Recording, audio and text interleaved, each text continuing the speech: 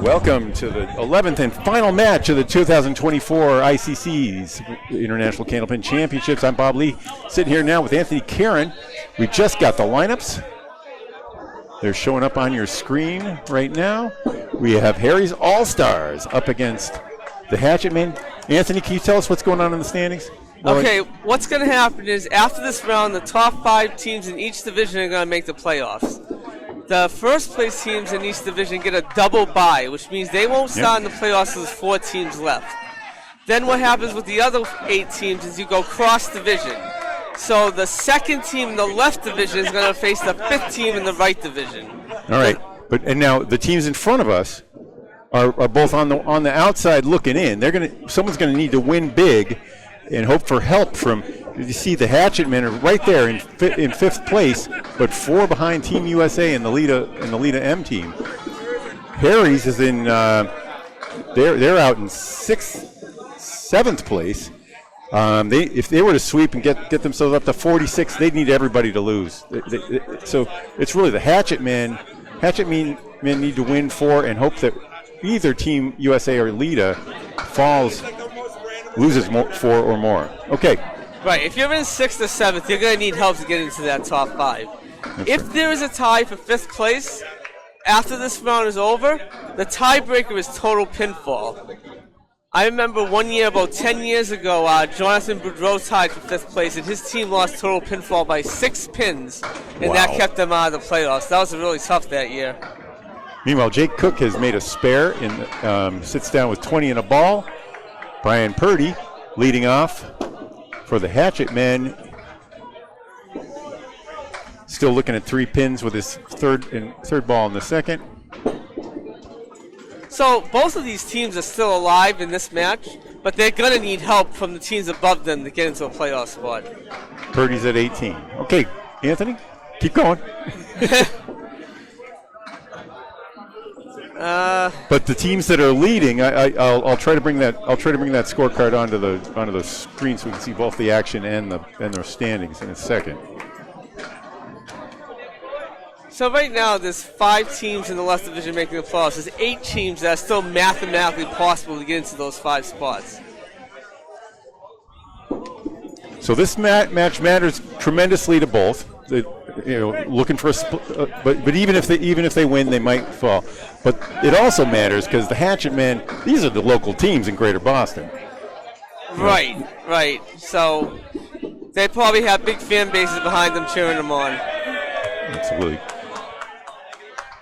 After the half, Worcester an 8 drop or a six drop to a 2-pinner for the third ball there for Green. Nice. Because they're trying to catch teams above them, realistically, one of these teams has to take 8 to have any realistic chance. There you go. Green with a 10. $18. 702-286. Winyards with 9 in the first. 702-286. There's the 50-50 raffle.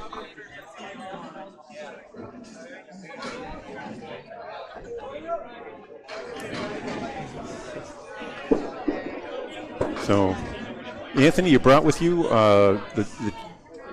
the past, what is it, 39 years or something like that? It's been 30. This is the 39th year of this tournament. 2 years it was USA only because of the pandemic in 2020 and 2021. So we don't count that towards the total titles.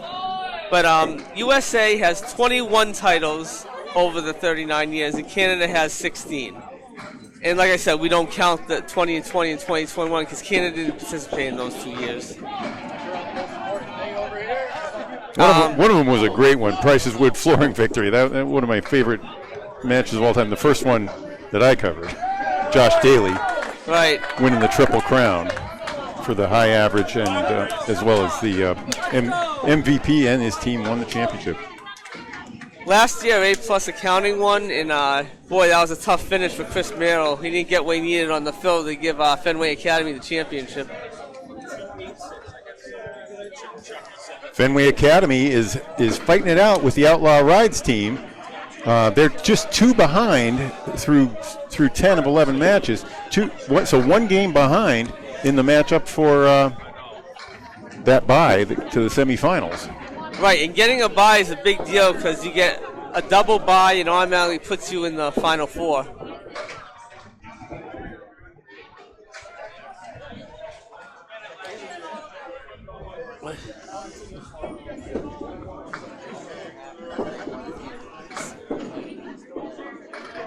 Dennis Green had a spare in the second. He's at 20 in a ball. Chris Winiar is also with a spare at 19 in a ball. We get our scorecard up to speed. Looks like Harry's has a 3-pin lead at the moment.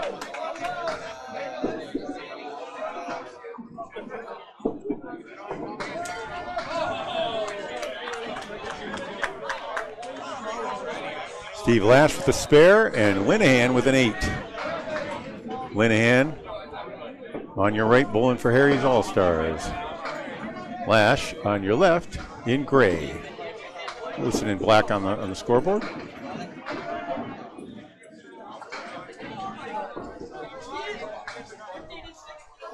Linehan has a good look at a rail spare after missing the head pin. 1, 2, 4 remain. Lash picks up 5 in the fill.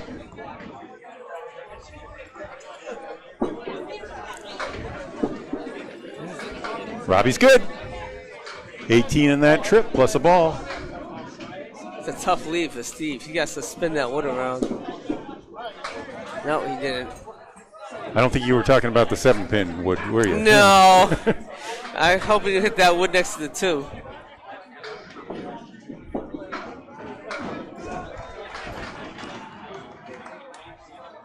We are recording this on November 8th, 2024, as Lash takes 9 and 24.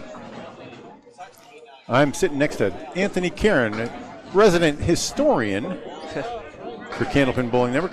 You've been to about 165 alleys now, is it? 157. 157, okay. Yep. I'm exaggerating, I guess. A good chunk of those don't exist anymore. A couple of years ago, it was 40% of them had been closed. That sounds about right, yeah.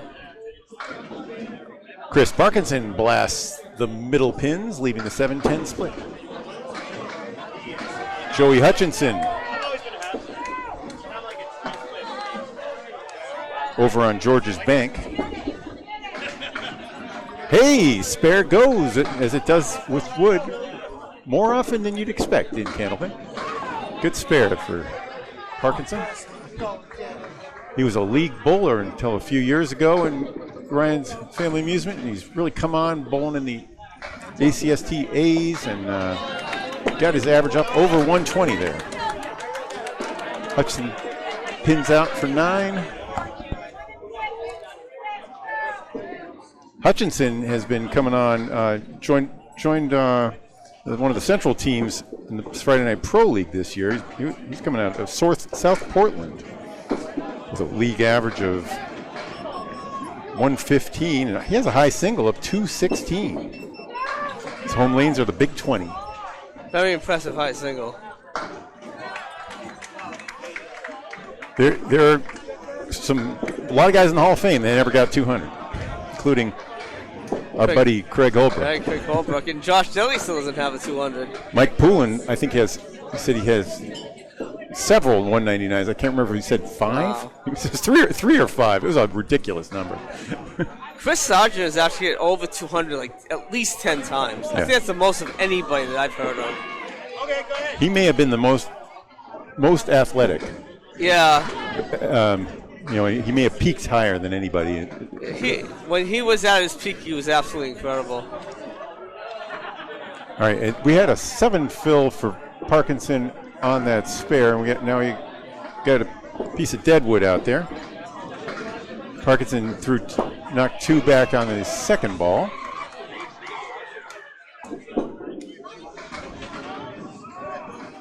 Hutchinson still faces 3 with his third.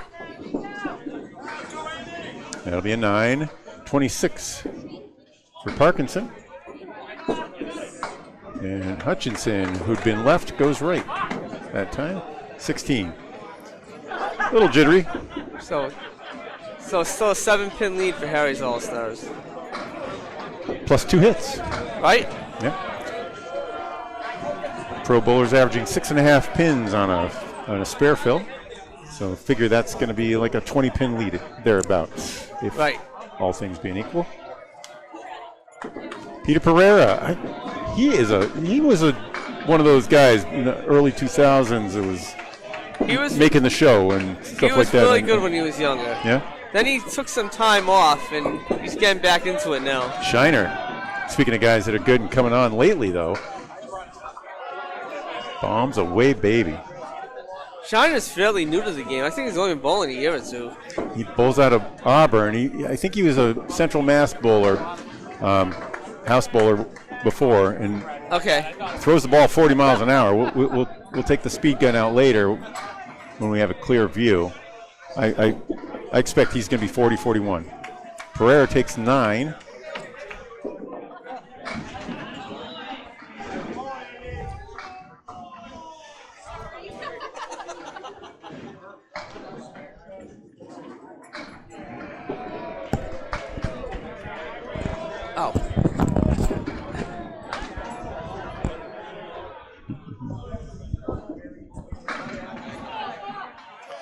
All right, 9 on the first ball for Billy Shiner. Shiner with a lone strike up there. Harry's All-Star is putting on a good first time through the order. Spares by Cook, Green, Linehan, and Parkinson. Now the strike for Shiner, and how about a 20 box? 2 marks, 30 pins. Yeah. He wants to try and slap this off the wall. They come back fast enough. So 18 for Pereira of the Hatchetmen, and someone needs to sweep if they're gonna dig into that. Oh, I'm sorry. Now it's a 9. 18, as Nostradamus said. So Harry's absolutely has to sweep, and then they need a lot of help. The Hatchetmen technically don't, but they're still going to need a lot of help. Okay, so explain that because right now there's 8 points available in this match. Harry's is 8 points away from the final playoff spot, so they would have to sweep and then hope that at least one of the teams that's ahead of them gets swept. Hatchetmen's only 4 behind. Mm-hmm. So they just need to gain 4 on one of the 2 teams that's ahead of them that's in the playoff spot. Okay, Cook in the bonus takes 7.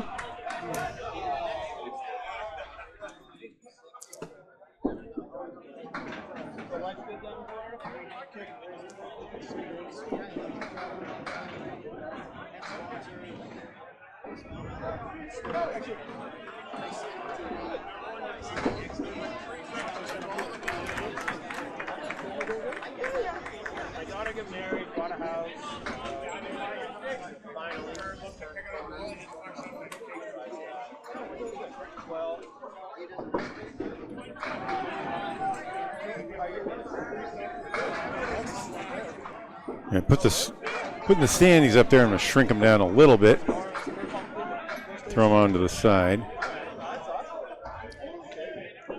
I guess if you're watching on YouTube, you can pinch in and see that, but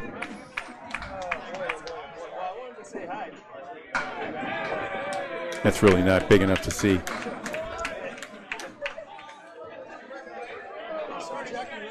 That's big enough to see. Harry's right there in the 11th row. Hatchetmen on the outside. That is the cut line. Team USA is in. If the season were to end right now, Leda also at 46 wins. Hatchetmen at 42. Harry's at 38. So even if Harry's were to sweep and to get into a tie for that 5th and final spot, it will come down to total pinfall for the tiebreaker. So it's possible even getting into a tie for 5th might not be enough for them. So Jake after the 7 fill threw a 10 and a 9. He's at 46. And Brian Purdy at 36. After 4.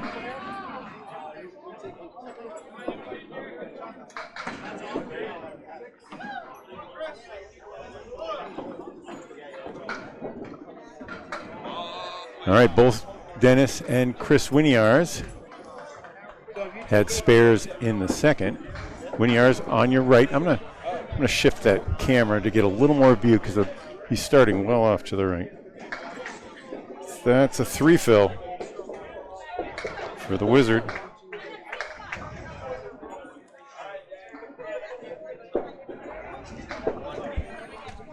You see him right behind Harry's captain, Brian Fournier. Matching 3 fills on those spares for both teams.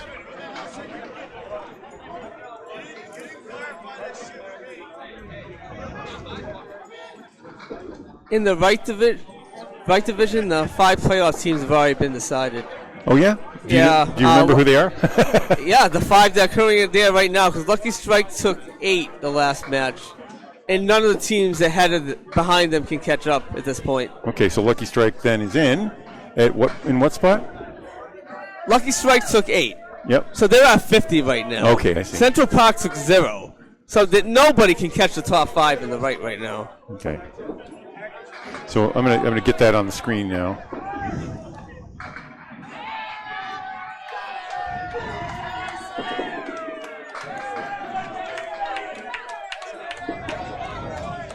Instead of putting that on the screen, I've lost everything, Anthony.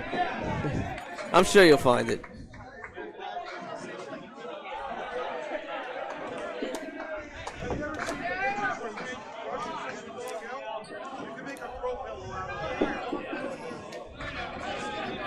There it is.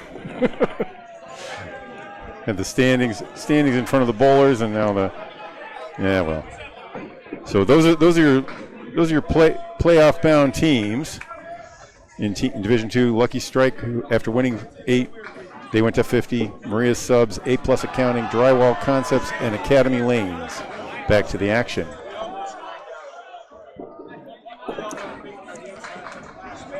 Dennis Green at 40 after the light fill on his spare. Chris Winiars likewise, light fill 38. Harry's All-Stars lead is up to 28 pins right now.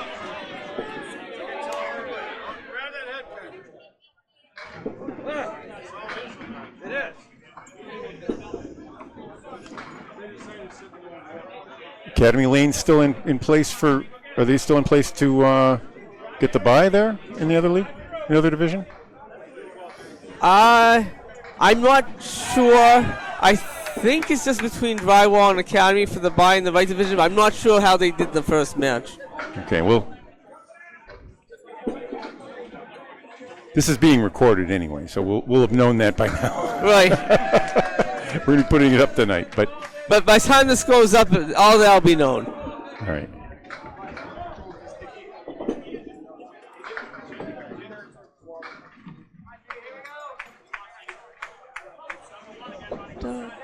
I'll send those standings back.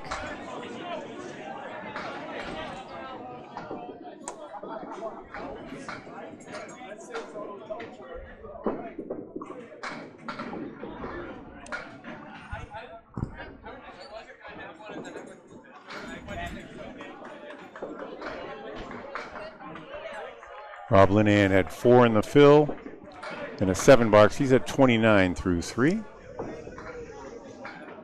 Steve Lash at 33.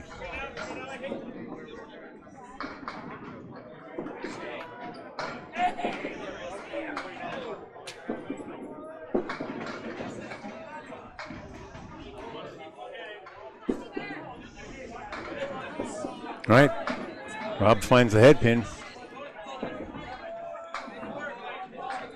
Drops things down to the, that's the triangle 2? That the 245? 245, that's correct. So we call those the triangle and then whatever pin's in front. That's what we're supposed to do. Steve Lash for a spare here. He's got the 1, 2, 4. And he sends them over at boy, 4 stands. He hit that good. I really thought I was going to get it. Rob's on it. He's got it. second spare for Linehan, who had threw a 7 in the third. So 49 and a ball in the fourth. Lash takes 9.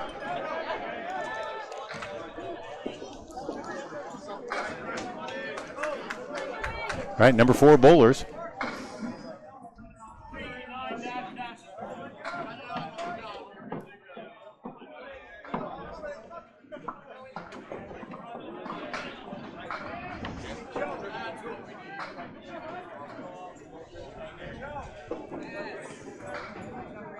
This is the number 6 Hatchetmen versus number 8 Harry's All-Stars in the last match of the 2024 season. Boom! Down the middle, nosebleed.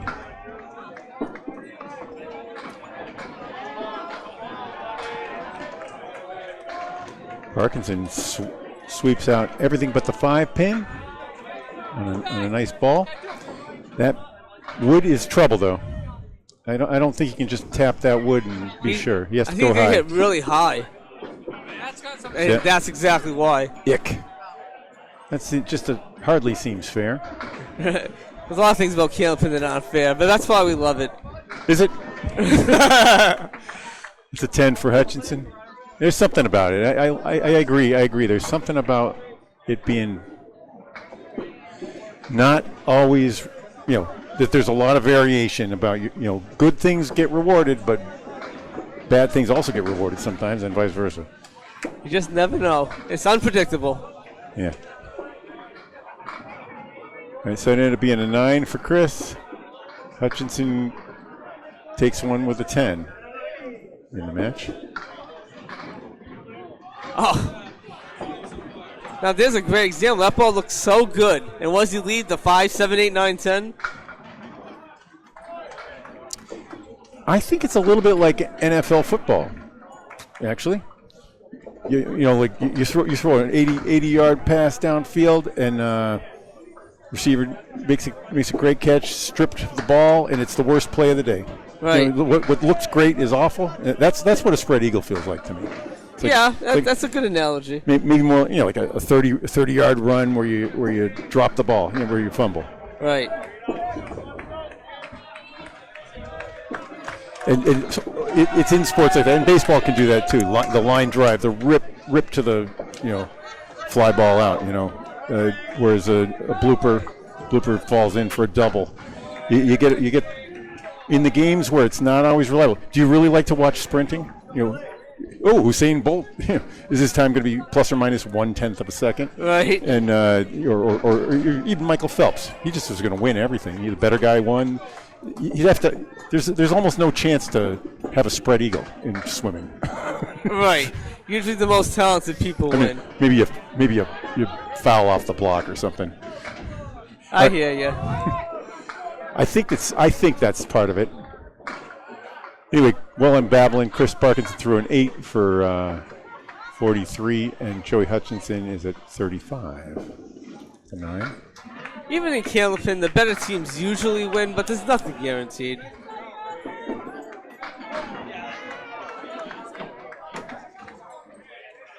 I think you'd say the same about baseball. Wild cards are winning. Right. So, by the way, Shiner on that spare had a 1 fill and an 8. He came back down to earth so he's at 39.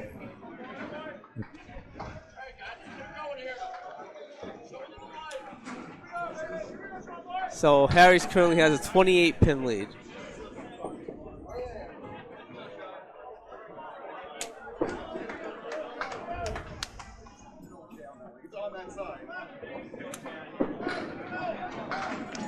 Something wrong with my scoreboard then, because I have a 38-pin lead. Yeah, let me look at it. Oh, I see. On Rob Linehan, it didn't give him the extra 10 for his spare yet. Okay. But yours is actually right. Is that right? Oh no, he's at 39. He's at 39 filling. No, Right, but he got 49. I know. Oh, so yours is wrong then. Mine is wrong. I gave him 10 that he shouldn't You're have. right. You gave him an extra 10. Yeah, 'cause I like Rob. Rob's one of my first Pro Bowling buddies.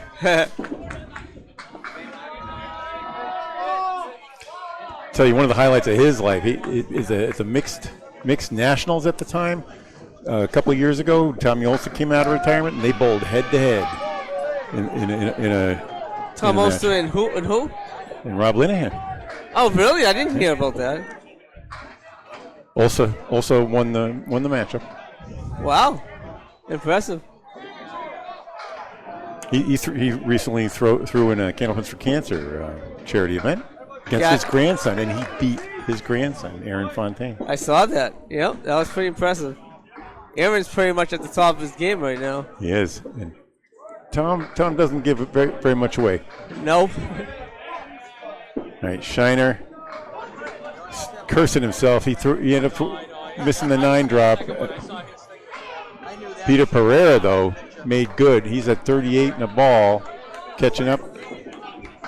Coming back, Hatchetmen.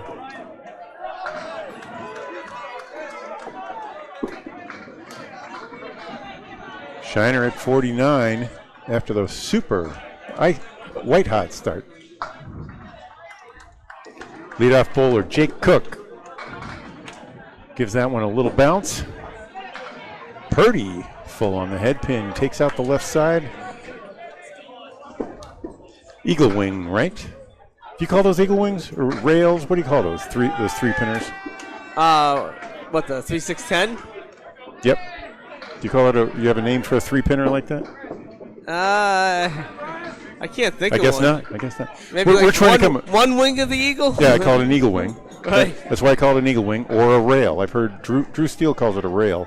I think that comes from maybe duck pin. Purdy takes a pin there, 10-9 over Cook.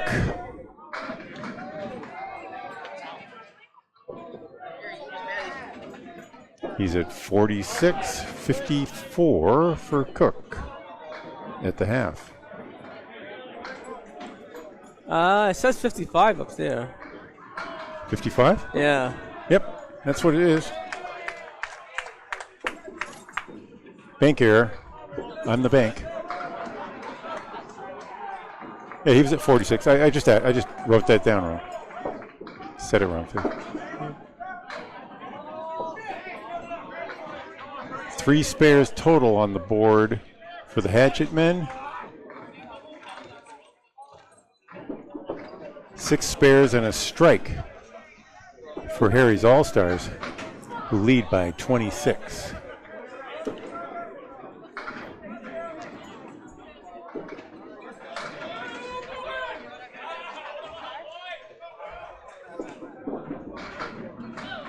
Oh. He wanted a sweeper, but it swept the wrong room. 8 and a 7.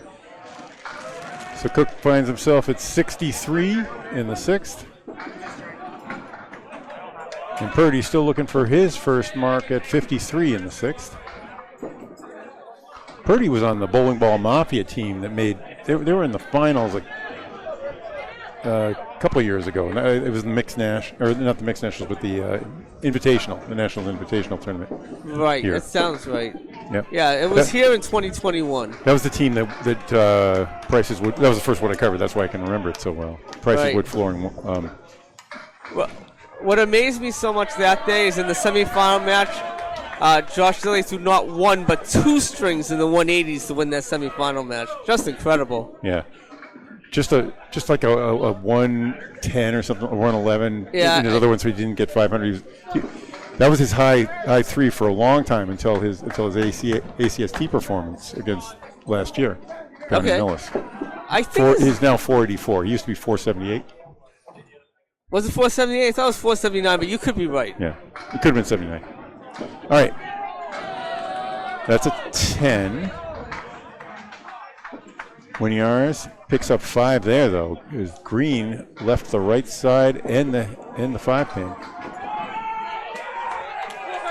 Chris Winyars is a fellow postal worker like me. Oh yeah, why is postal workers are everywhere, man? Corrado C-. I guess postal workers love the bowl. Kevin Dietrich too. Deck Klein, right? Maybe, I'm not sure. Yeah, he is. I mean, when he's not running bowling alleys and stuff. He used to work at the Crowell Bowl. Yeah, I remember that. Brian Kroll, of course, on the Fenway Academy team that's fighting it out for the buys.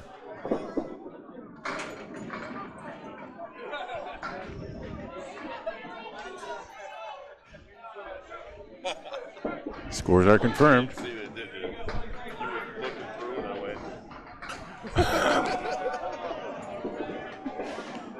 All right, Chris Winiarz pops the 10.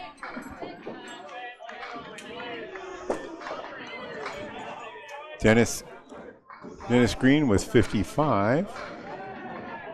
So at the moment, Harry's All-Stars leads 249 to 226. All right, we'll give both those bowlers their 10s and see if we match. You got 227 there. Yeah, so I'm missing something. It's like you gave Pete Pereira an extra pin. I like Pete. Just met him. Pete's got 38 in the ball. All right. Are we official then, Anthony? As soon as you fix Pete's score, yes. Okay.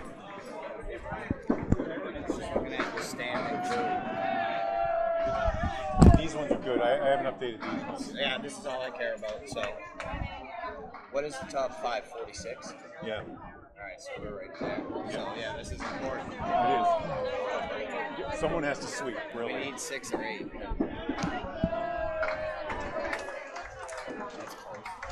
Because Team USA is bowling Stars and Strikes right now. Oh, boy. By 40. And Team USA is bowling Stars and Strikes. And how about Leda? Do you know? They're also. I'll go look right okay. now. Sean McDonald on the bench for the Hatchetmen, checking out the scoreboards. You're good then. We're all good. Kim? We're all good? Yeah, we're good. Thanks. Kim Baker willing to come in if you need a sub. But she just walked off. I know. If she comes back. All right. John Ahearn taking his lunch break. He'll be back with us maybe in the second time through the order. Meanwhile, Steve Lash. That strike is going to help him eat into that lead.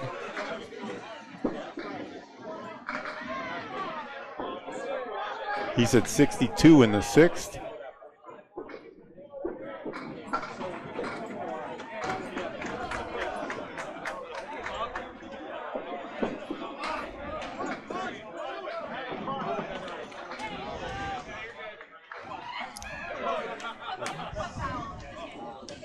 And 63 after the fill for Linehan. And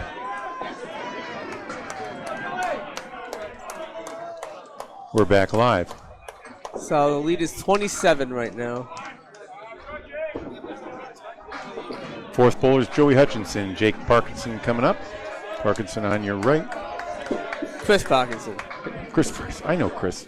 Rolled with him for years. Jake Cook will be up in a couple bowls. Parkinson out of Blackstone. Has a high single of 172, high triple 684. You missed it. Oh, what a try. Very. Nope. That's a 9. His name is written up here as Jake. That's why I said that. It's Chris Parkinson, dang it. This is a spread eagle production. Right. That is dreadful. I'm sorry, Chris. I've been bowling with him for years. I bowled with him in the This probably the 9-ball championship at Central. There's probably like 200 to 300 bowlers in this tournament. You can't expect to remember every single person's name. No, it's just. You know what? I haven't eaten. How about that? Hey, Sean, tell me what's up. All right, so Leda Massholes is facing team 2.64. Okay, and they're probably in pretty good shape then. They're up a little bit right now, like Okay. 15 or so. Okay. So the teams that are right ahead of the Hatchetmen have pretty good are playing. Team USA is playing Stars and Strikes, who's just below Harry's All Stars, and the Leda House team is up against Team 2.64 is in last place. So they're not. They know they need to sweep. Right. All right. Hey, they're going to have to sweep and get some help. So Chris Parkinson at 60 after 6, and Joey with that strike at 55 after 6.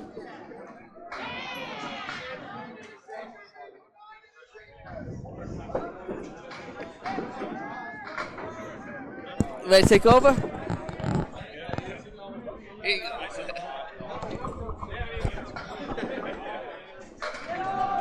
Okay.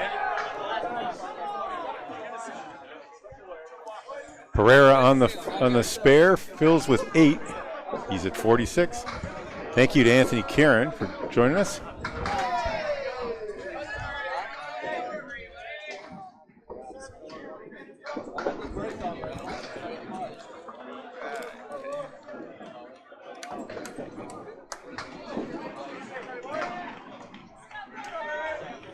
No luck on the spare.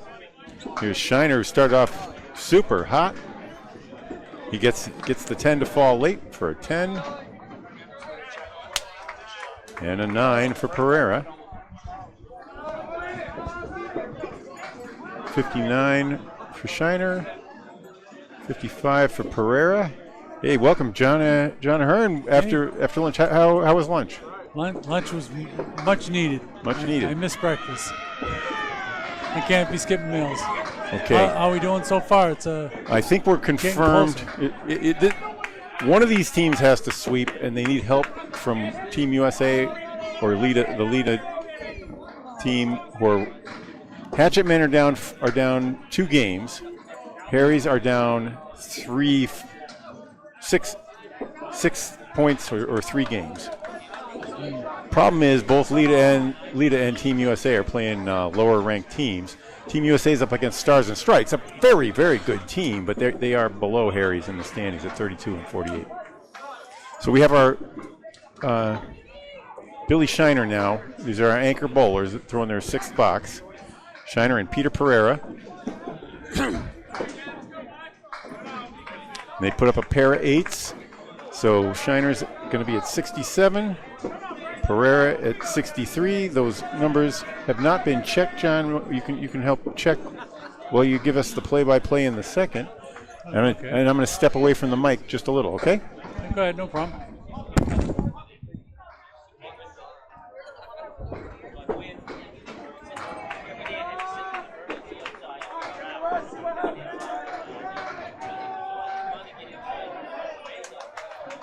Jake Cook with the 8 drop there, leaving just the 4-7. And Purdy with the 1-5. Oh, what a beautiful pitch. Just missed it. And Jake all over it for his spare.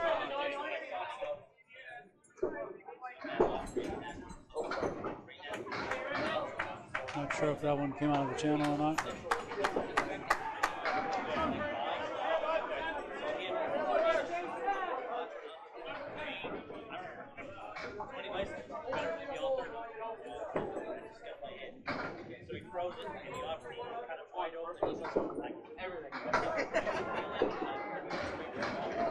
And Brian Purdy off a little bit to the right. He's a pack of 6 in the middle. Jake said left this time. He's left with a 3 and 1.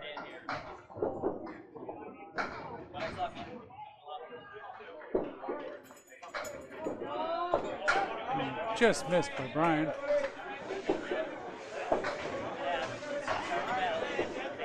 And left the 1-7 for Jake. Both boxes are open. Both bowls are open. And a 9 box for Brian. And an 8 box. I didn't try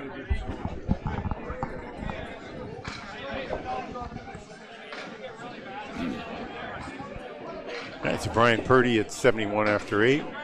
And big spare 5 for Jake. He's at 86.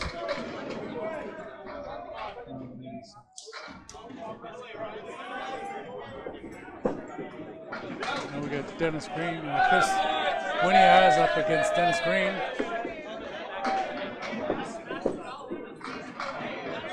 And number 2 bowlers. Starting there.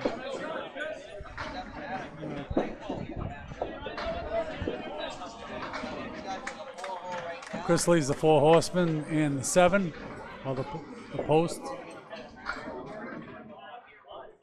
And Dennis loves the first triangle in the 10. Chris with a good bid on his. And Dennis with a nice bid also, but both bowlers left 1 corner. Dennis got the 10 box to go, 10 pin to go, and Chris with the 7. Chris sails to the left a little bit for a 9 box. And Dennis picks up his 10.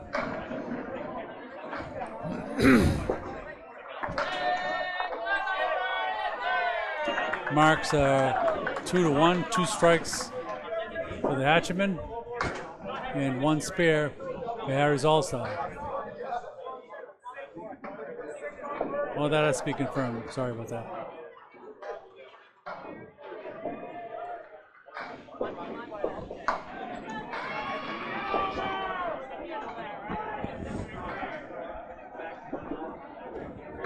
And Chris off to the left, but he gets a nice friendly bounce, leaving the 1 in 10. Dennis off to the left, not as lucky, leaves 4, leaving the 1, 3, 8, and 9.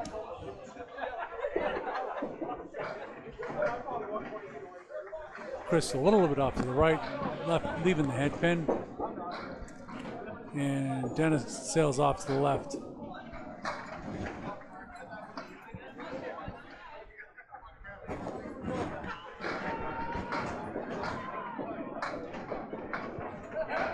And Chris picks up his 10.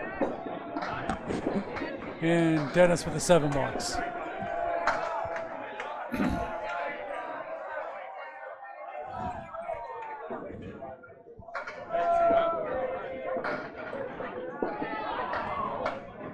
Third bowler's coming around now. Rob Linehan and Steve Lack. Latch. Is it Lack or Latch? Latch.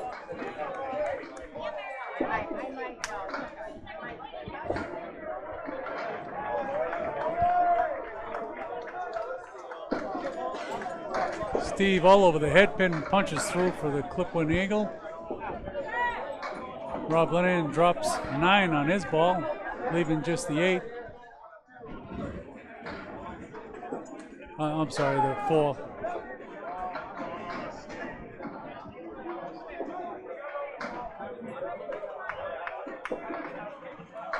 And Steve takes out the right side. Ball didn't slide over. And Rob all over his spare.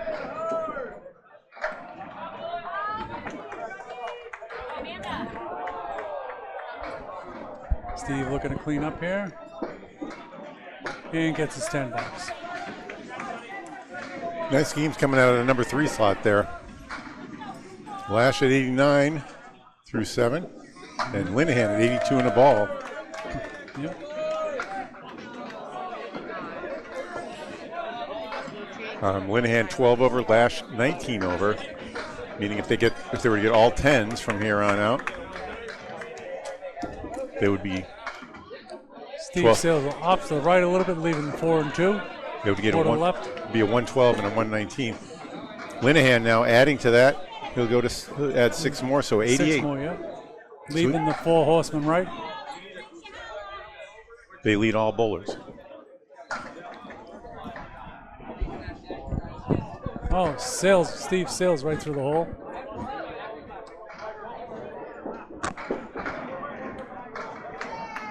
And Rob with a good bid, but chops out the middle. Leaving the 1 and 10.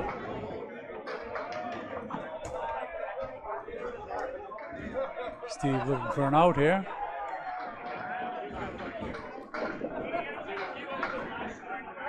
And picks up an $8.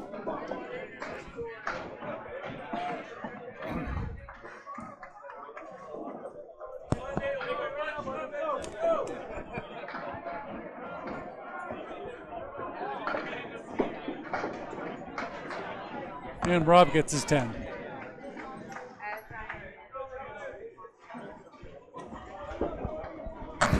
So for the moment, Rob Linehan is the king of the hill at 98. Nice. Now Chris Parkinson coming up and Joey Hutchinson. Chris. Chris Hutchinson. I know. We had Jake written down there earlier for no reason. You know, two guys that bowl out of Millis. No Chris really well. Chris Parkinson, yeah.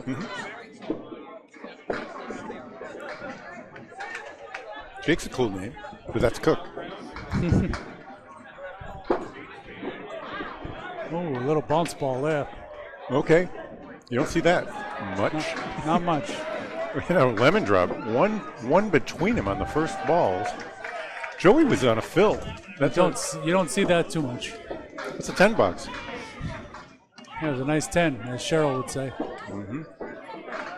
Oh, there we go. Chris with a nice ball. They're leaving just the kingpin. No, he's still mad about the Jake thing, and I agree. We had no reason for that. Hutchinson comes back with a 10 after the whiff. Yep. And a 10 for Chris. And he's at 70. Hutchinson at 65, both through 7. Harry's All-Stars, the Giant Killers, yesterday they swept Fenway Academy. Fenway Academy had been cruising to the bye, and you see Harry's All-Stars coming out of like the 9 or 10 slot. You think you're going to at least win 6. They got swept. Wow. Yeah. And can't take them for granted. That's why Outlaw Rides are in first place now, and they lead by 2 coming into this action. Wow. Kevin Burns, our roving reporter, is he's being encouraged to go watch whatever he wants, whatever he finds the most interesting, and come back and tell us about it.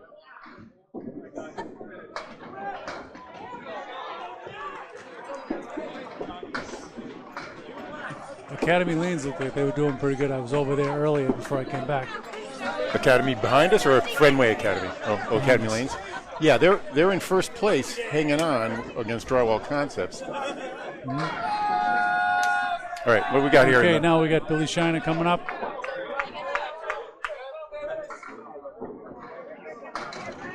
Hutchinson ends up at 81, and Chris at 77.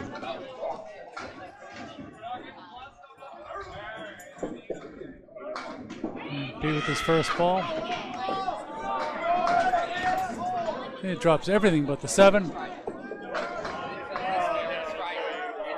With the splash ball there, leaving the 1-7. You know what? We were wrong. Hutchinson was on a strike when he threw that gutter ball. Oh. So even though he whiffed, he got a 7 fill. Yep. And now he's at 81. He picks up his. And Billy picks his up, right in step. Lockstep spares.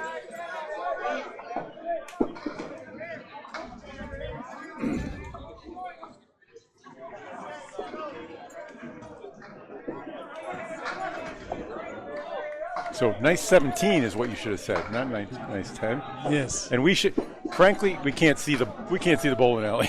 there are 14 guys in front of us. I'm trying to sneak in between. We do have the screen, and we should pay more attention to it. But Yep. your tendency is to try to look and crane your head and see what's happening. How about an 8 fill and a 1? Whoa, what is that? 1, 2, 8, 1, 2, 9. It's a 3 fill.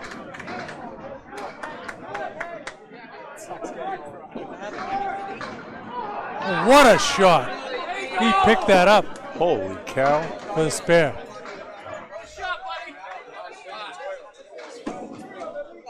And a $10 for Pete. So Pete filled with 8. And he's at 91. Shiner filled with 3 and is at 90 and a ball. They'll sit down one more time. A little close. Last 10 boxes ahead. Could confirm our score, John. I have it at 423 to 417. Is that what they have? I can't see it. That's 408 they have up there. And 422. Errors abound, apparently. 87, 72. Yeah, Jake Cook is at 87. I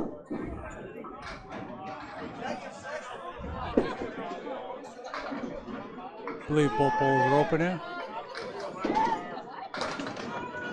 Rob Linehan, they also have at 89, not 98. Dyslexia is a tough thing.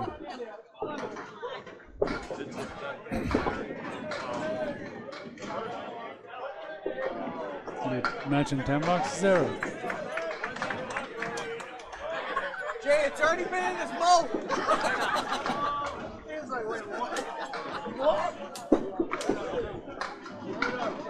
You give that to Joe Coleman. All right, the scores now have been confirmed, and now we'll add those 10s. The big mistake was Rob Linehan's numbers had been transposed. His 98 turns into an 89.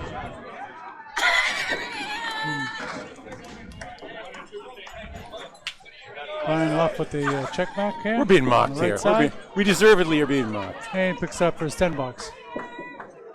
All right, Cook. Actually, Cook took had a a foul. spare. Cook had a foul in the front. Foul. It was a foul in the 9th, so he ended up with a 9 there. Oh, okay. So he was at 96, and then made a spare. And then made a spare, okay.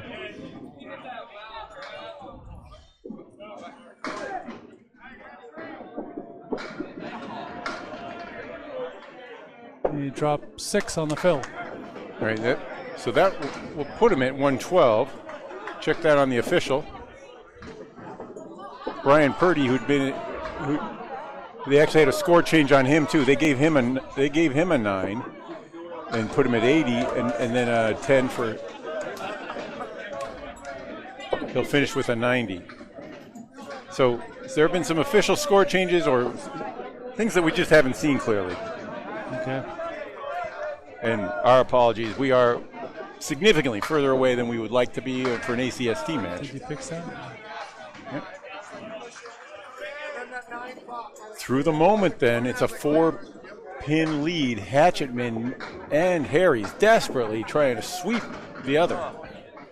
Try to catch up with Team USA in 5th place at 46 and 34. They're four games ahead. Fenway, for their part, is up 18 over Burchell Siding. I guess I'll go through. Dennis chops out the half horse to right side.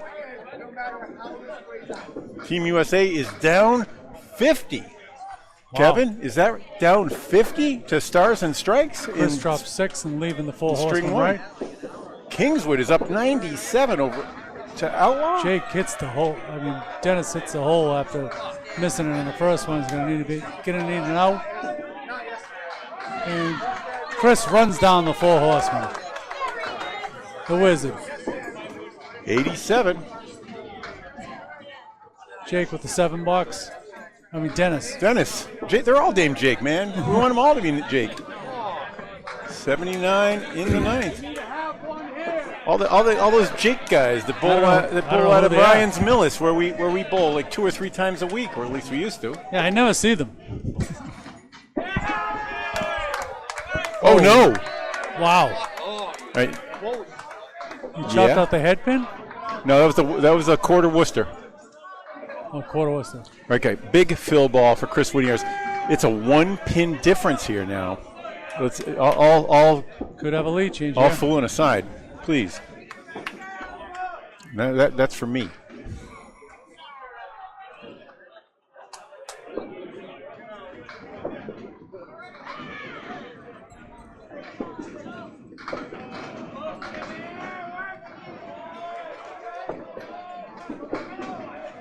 Nice short delivery, but he just hangs it out there to the Three. right. I was expecting that to curve over, and it's a three fill.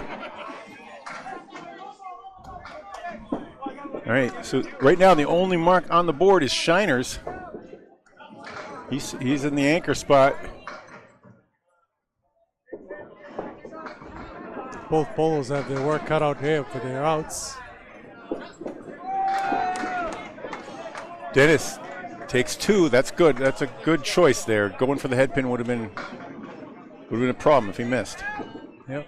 30% chance of 0. Oh. Speaking of missing, Chris just sailed a little bit to the right. So that's a 1-pin gainer there for Dennis. Yep. So it's a 1 pin. Well, Dennis should be at 87 and 97 for Winiar's.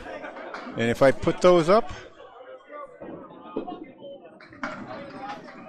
a 456, 455 lead? That doesn't seem right on the No, scoreboard. that's not right. 455 is confirmed, but I see 447 there. Right. 90, 88, 81, 91. No, it's because Steve Lash is listed at an 88. So, like, just as we'd had transposed numbers for Linehan, we had both of them giving them 10 points too much. That significantly changes it. Now it's Harry's All-Stars by 8. Leda Lanes won the first string. Team USA is about to lose. Leda Lanes won the first. Team USA is about to lose out of the 5 spot. So Hatchetmen's hopes are rising, except now they're trailing by 8 in the game. And Dennis just missed, gets a 9.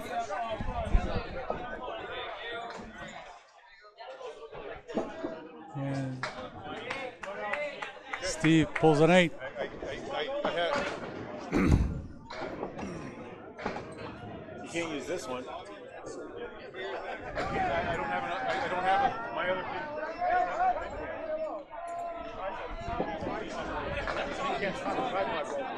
My old tripod? Like collapsed, yeah. Well, put a piece of tape on it. It'll fit. Dennis off to the right a little bit, pulls a triangle. Just tape it, Bob. It'll be all right. It's a tripod leg. All right. And Steve drops 5. I gotta help these guys make repairs, but what's the score? It was a 9 for Lash? Dennis and 8 for Latch. On the last one. For Rob? For Okay, never mind. believe so. Never mind. I'm gonna look at the scoreboard. for Rob. Linehan's at 98 through 9, and Lash is at 96.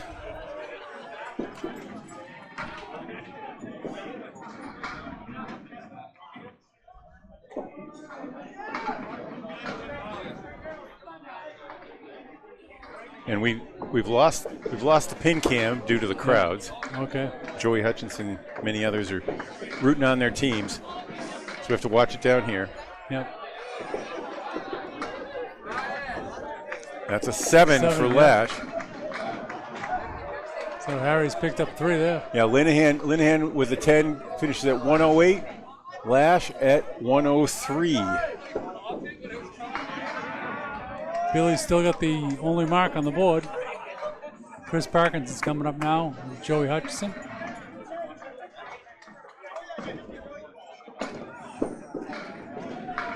The lead is now 12 for Harry's All-Stars. Nice 8 drop for Chris, leaving. He's 6'10" with the plank in front of it. And a 3 and 1 for Joey. And Chris is all over it, picks up the spare. That's off to the right for Joey. That's huge, 87.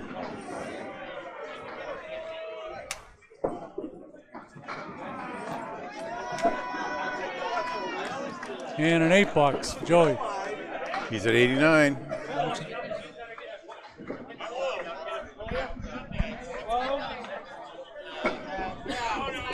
There are 200 people here. A lot of things are breaking. Bear with us, people. Parkinson with a ball to put a nail in the coffin here. Yes, on the head pin. 8-9 strike on spare. Chris Parkinson. Harry's All-Stars. Strike. Okay, he needed that. Keep pace, but those fill balls, those 10 fill pins.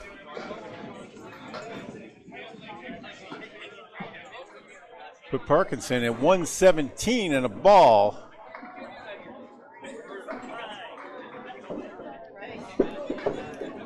Trying to double it up, leaves it right. 3 on the first one, he's got another. That's why you get 2, right? So he can throw a 3? Is that why? And 8. Oh, 9. 9 on Joey's first one. So is that why they give you 2, so you can get 9? He got 9 in his first ball. I know, but you said that's why you get 2. Yes. Ends up. Oh, I missed the second ball. Parkinson ends up with a 5 fill. 5 fill. 122 and a 108 after the 9 fill for Hutchinson. And coming into the last 2, we've got going to confirm it right now. It looks like it's No. Parkinson then only got 15 in the last. That gives him 112, not 122. That means the lead is 20. The lead is 6 on his fill. And that will be 26. So it's getting past the point. Pete Pereira is going to need to have multiple strikes in the last. Nope. Okay. Just doink the wood a little. It would help. It helped to Phil here. He's at 26. He can knock 7 or 8 off, and then get a double strike. And Pete picks up the spare. All right. Still hanging on by tips of his fingers.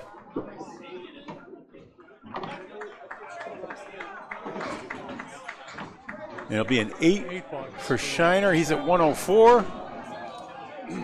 Check our scores before we say too much. Okay. 523 to 499. 522. 522, yeah. They gave Shiner a 7 just now. I don't know why. He must have lost one. I didn't see it. I didn't see it at the channel. Leaving the door slightly open. And Pete drops 5, leaving the Clary to the right. Billy on the second ball.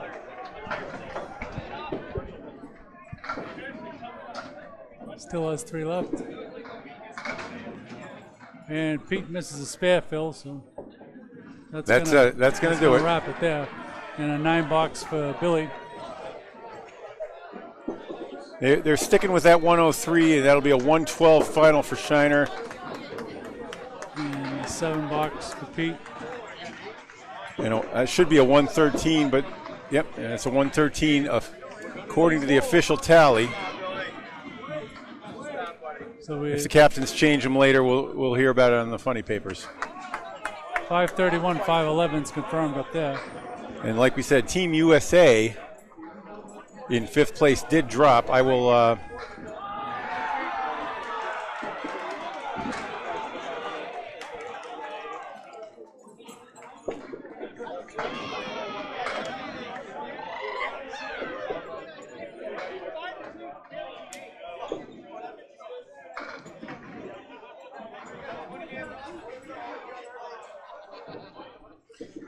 There were the standings, and I'll put them up at the moment.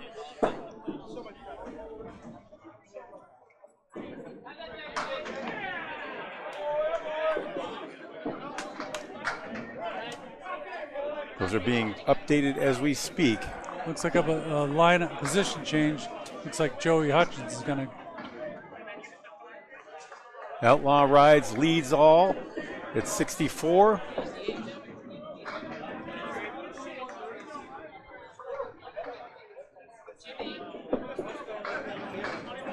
We got a couple of position changes here. Looks like Virtual Dennis Green's siding going to lead off. also lost. Who lost? Churchill side, the third place team. Okay, and they were bowling against.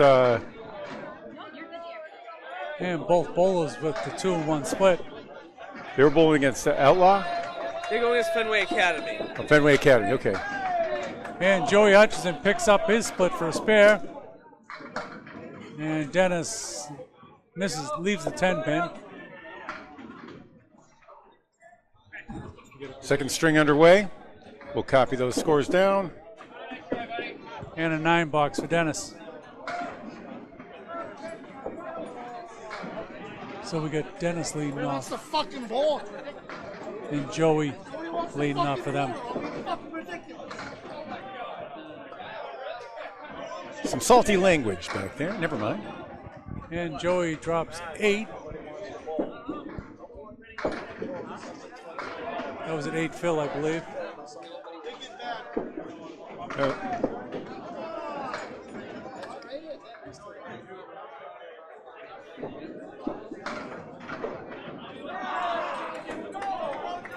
And he picks up a back-to-back spares. Dennis sails a little bit off to the left, trying to pick up the 4 horseman right. Needs his out now. So 28 in the ball, I believe, for Joey. Yeah, Joey's that's confirmed at 28 in the ball. And a 9 box for Dennis.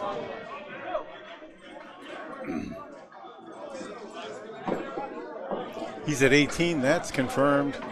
You just got to change the lineup. Yep. So.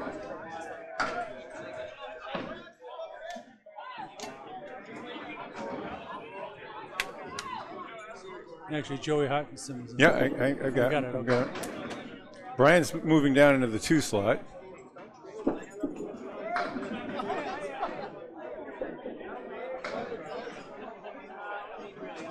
And we got Sean McDonald coming in the 2nd spot. Against Matt Rich.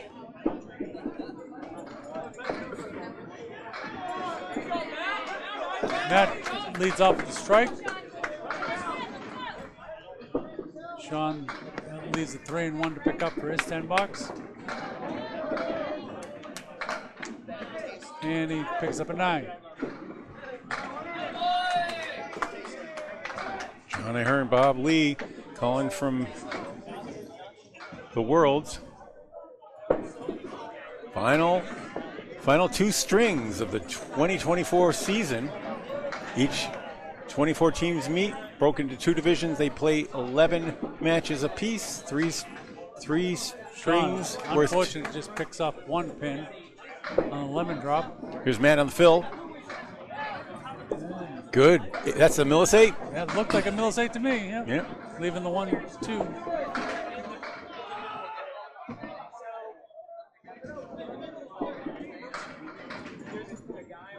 Sean pulls it to the left, pulls the left triangle out.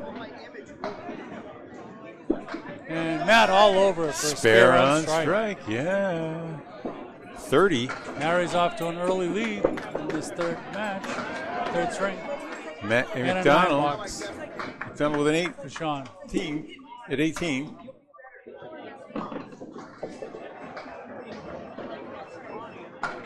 And 27, I believe. And then you got a 9 box. Yeah, he had 2 9s for 18.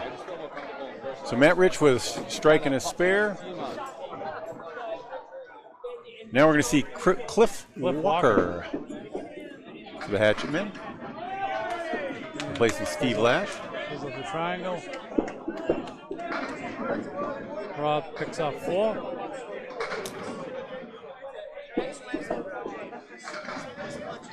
And a great bid by Cliff. Rob still got a little work left. 3 and 1. 3 to the right, 1 to the left. Cliff sails off to the left for an 8 box. And a 7 box for Rob.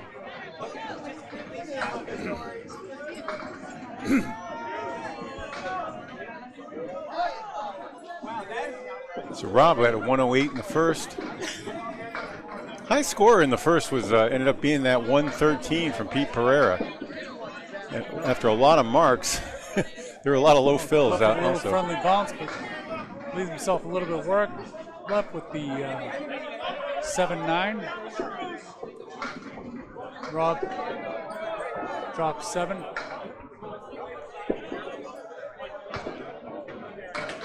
And doesn't pick up the spare. And Rob leaves the 8-pin standing also. And it's a 9-box for Cliff.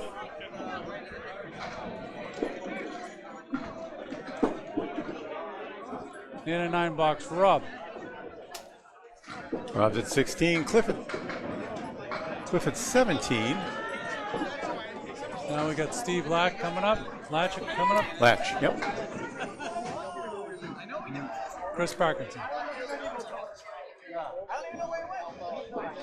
Number 6 and 8 teams meeting here. Number 5 teams will make the playoff. Team USA in 5th lost their opening salvo, so they have a after Harry's All-Stars won, they still have a 4-point lead or 2-game lead over the Hatchetmen. Now that lead is down to 4 also. Steve dropped. I should say Harry's is within 4 as well. They're moving up into a tie towards 6th place. Leaving 2-7 for his spare. And hits the bunny hole.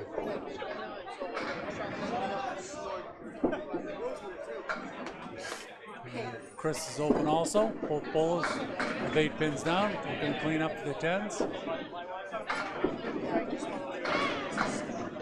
So a 9-box for Steve. And a 10-box for Chris.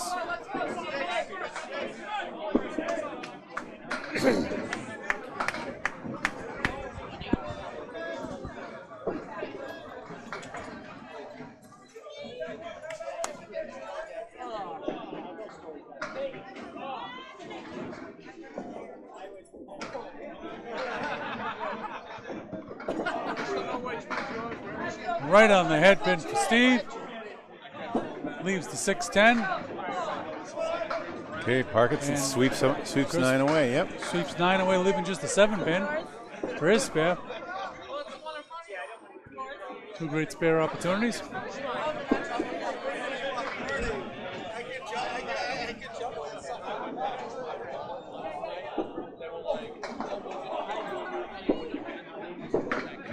And Steve picks up his spare. And Chris matches it.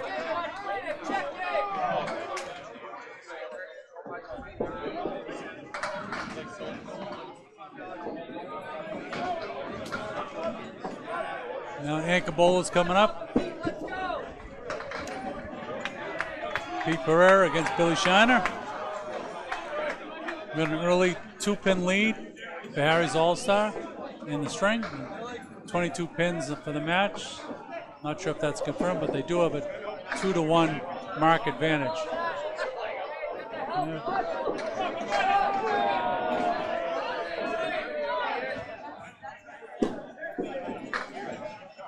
Pete dropped 4 on his ball, and Billy still wiggling. I don't think he wants it to fall. No, I don't think it's gonna. He doesn't want it to. Leaving Doesn't the matter if he wants it or not. I He'll- guess. leaving himself the 1-7-9-10.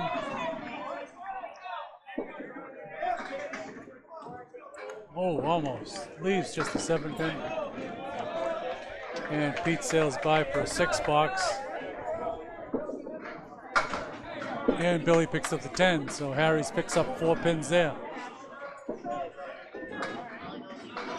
John Ahearn accounting for everything. Now up to a 6-pin lead for the string so far as we round up the first 10 boxes.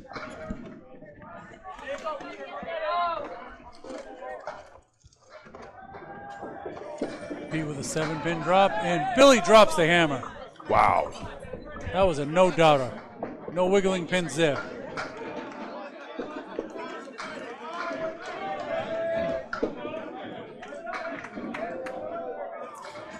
Shiner and Pereira were the top bowlers. 113 for Pereira, 112 for Shiner. He puts in a the great first. bid on it, but leaves the kingpin. Had some wood moving around, but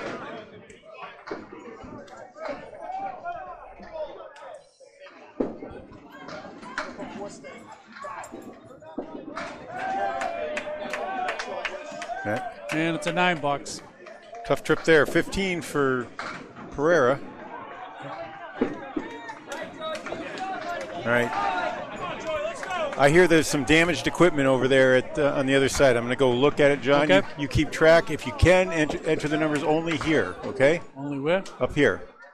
In the white boxes? The white boxes, the frames in the black boxes, spares and strikes are right next to them, okay? I'm not going to play with it right now. Okay. It's a 4 and 2 lead.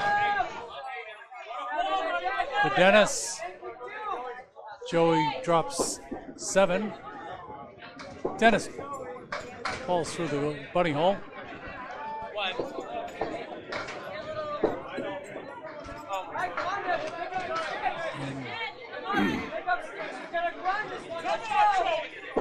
Joey leaves it out.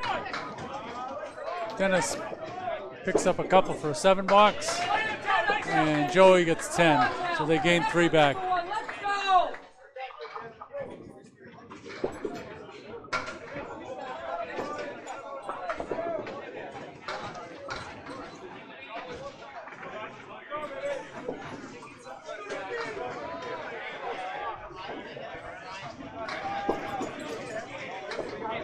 Dennis off to the left there, drops 4. And a 7 drop for Joey. That's some favorable wood, leaving the 1, 3, and 10. With 2 pieces of wood. Dennis missed his opportunity. And Joey picks up his spare. Things are tightening up now.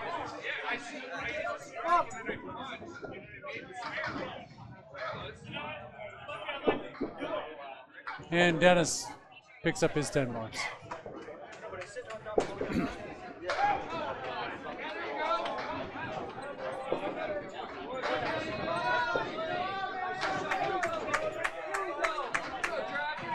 Okay, now Matt Rich is stepping up to fill a spare.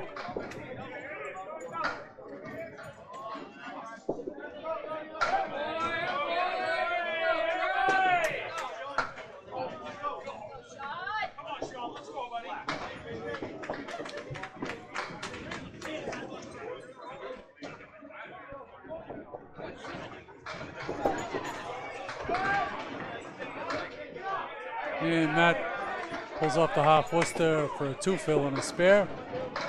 And Sean, with a nice head pin hit, gets a 2-1 split. The 4, 7, and 10. Wood settling down.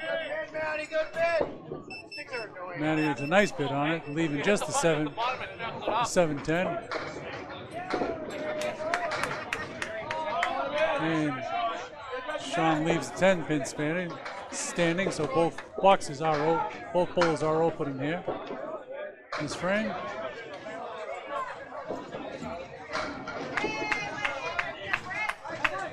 And a 10 box for Sean. Matt finished up with an 8.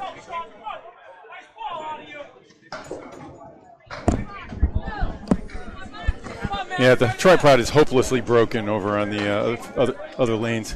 Oh, it's unfortunate. Thank you. All right, so while I was gone, we had Joey Hutchinson, Dennis Green. Hutchinson with a 10.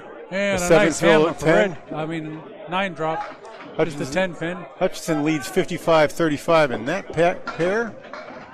And Sean left with the Clary right side.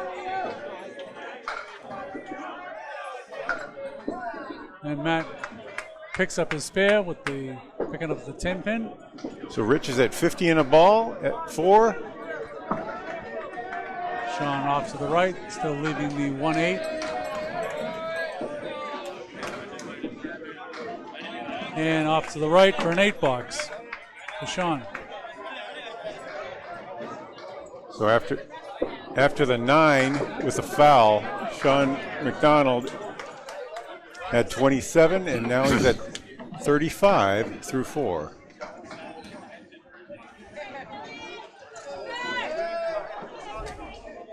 So he fouled it in the channel, right?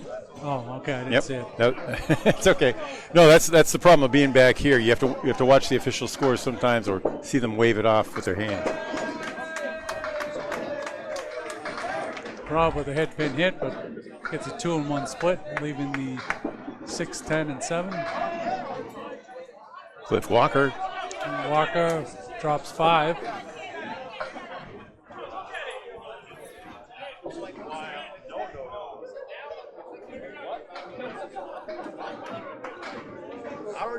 Rob's got some wood there that he might play. Knowing Rob like I do, I think he'll probably try it.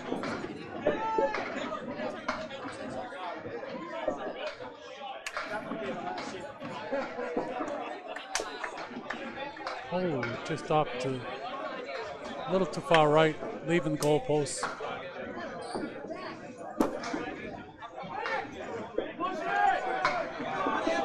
And Cliff almost picks up the spare, leaving the 10 pin. And Rob picks up a nice 10, getting the goalpost with the help of some wood.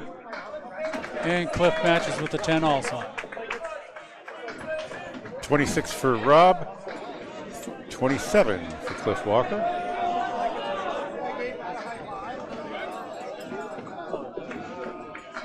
And is that correct? Three marks to 1 in favor of Harry's. 2 spares and a strike to 1 spare.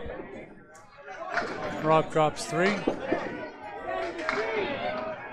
And a little punch through for Cliff. Leaving 3 on the left, 2 on the right. Now there's been a score change. Rob Linehan is at 25, actually, through 3.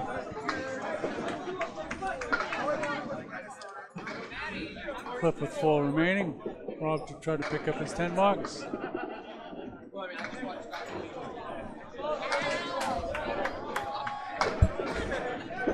Yeah. Any updates? Yeah. And a 7 box.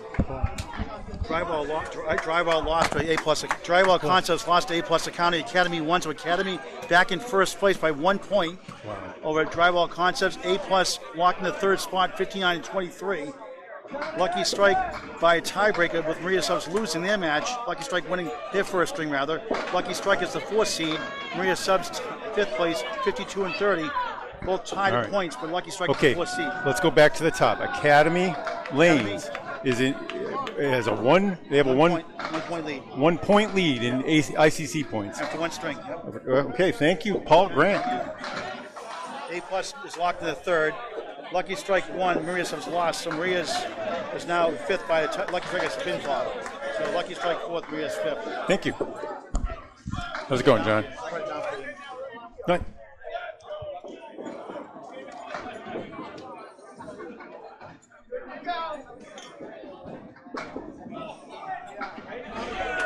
I think so. Yeah, Parkinson had a 9 drop on the spare and a spare in the 3rd. Spare, yep. He's at 39. Steve filled with 5. And finished with an 8 box.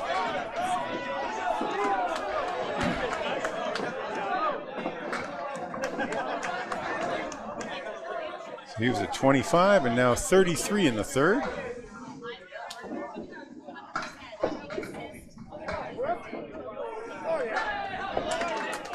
And Harry's with a 3 mark to 0 advantage. They need a sweep, and they are starting to do it. Okay. Chris drops 5, I believe. Yes, Chris dropped 5 on his spare. Steve punches through, leaving the spread eagle with the talon.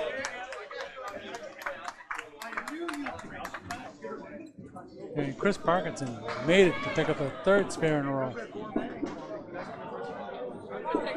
Steve through the middle. Gonna need an out ball here.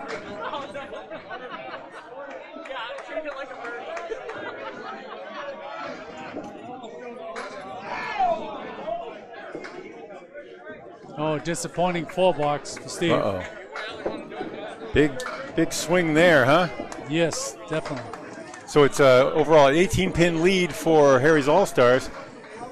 And a 3 mark to 0 mark. Yep, 18 plus 3. That's going to be like 2 spares and a strike. Like a 30-some-odd pin lead. 4 balls. Harry's on the outside looking in with a 40-42 record right now. Who is? Harry's? The team that you're calling. Yep, Harry's 40-42. Hatchetmen at 42-40. So they obviously have to pass them. But if they tie in this next one, they'd both be at 42. Team USA, who started at 46-34, lost their first 2, and they're at 46-36. So they could catch them, and then they need pinfall, but the pinfalls have been low. Billy dropped 5 on his first ball of the strike, Phil. Leaving 3 and 2. And he pulls up a nice 9 fill on the strike. He's at 29-2. Pete just a little full, leaving the 4, 7, and 10. Billy with the 9 box. 38. And a 9 box for Pete also. 24. So a 27-pin lead in the match, and a 2 mark to 0 advantage on top of it. 47 for the match, 27 for the string right now.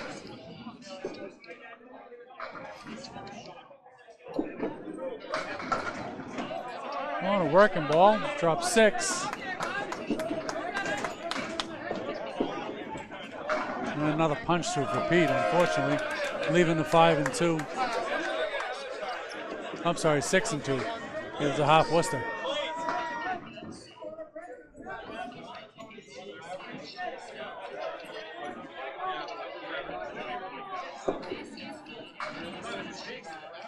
Billy with the 1, 6, 9, 10 parallel pins with some wood that could help behind the 1. No, it just sailed a little bit left, but still pulled everything but the head pin.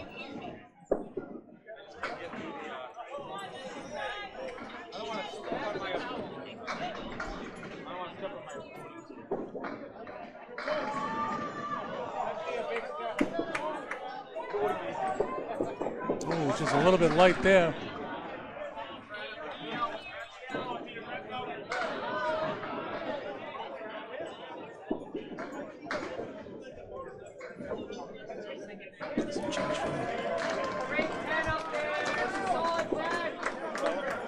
Nice 10s. 48 for Shiner through 4, 34 for Pete Pereira. Yeah, they both had matching 10s there. Back up to the top of the order.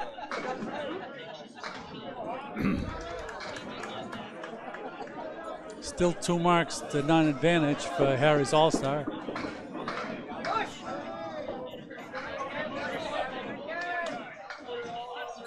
Joey drops 7. And a beautiful ball by Dennis, leaves everything but the 4. Gets everything but the 4.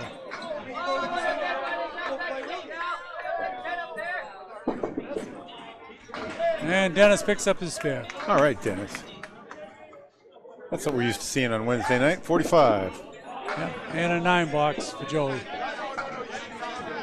He's at 54. So now it's a 3 mark to 0 advantage for Harry's with a 38-pin lead in the string.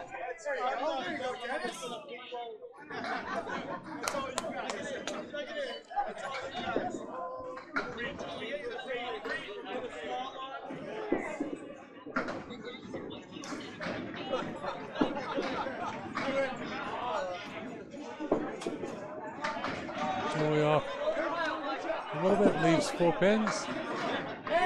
Oh, a little bit light. And I believe that's a 4 fill for Dennis.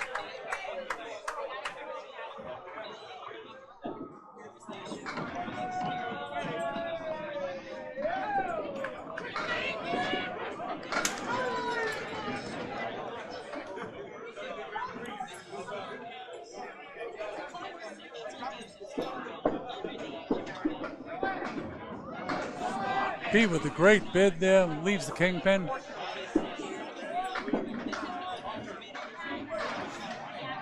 And Dennis leaves picks up everything but the 1 and the 7. And a 9 box for Pete.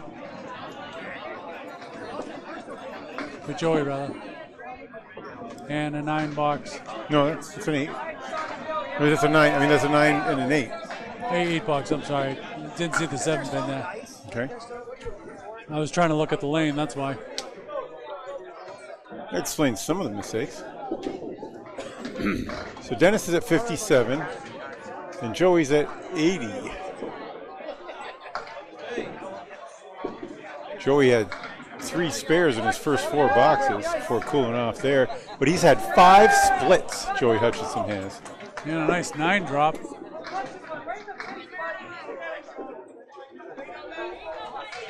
And Rich drops 6 on his fill.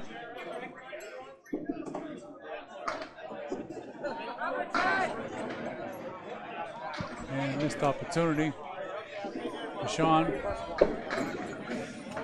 Rich goes a little left. All right, Matt was in a spare, Yes. so 6 fill there. 6 on the fill and the spare. 9 box for Sean and a 9 box for Rich. 65 for Matt, 45, 44 for Sean McDonald at the half. Yeah. So it's unconfirmed. It's a 30-pin lead right now for Harry's in the string. The 2 marked to 0-1 advantage. Matt Rich right on the head pin, but I have one official scoring change. Steve Latch is at 36, not 37. and Sean with the 3 and 2 split. Spread eagle less the 3 pin. Now he's got the 2 and 2.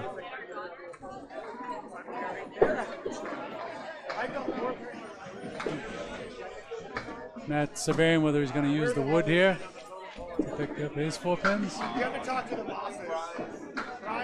And he does, but it stays outside a little bit too far for the right, leaving the triangle, the first triangle. Sean picks up 1 for the 7 box. And Matt cleans up for 10, so another 3-pin gainer for Harry's All-Star.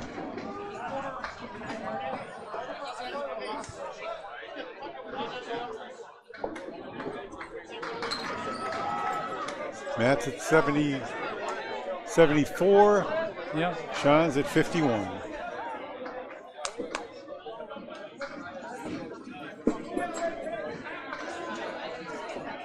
And Cliff Walker up. Okay, head pin. Linehan swings wide and gets the half Worcester. We have some updates. Outlaw rides down to Kingswood by 77 pins at the half.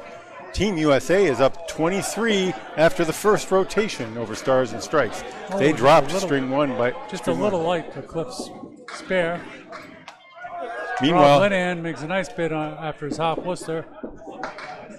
Meanwhile, Fenway Academy on Outlaw's tail is up 40 over Birchall Siding. Matching 9 boxes.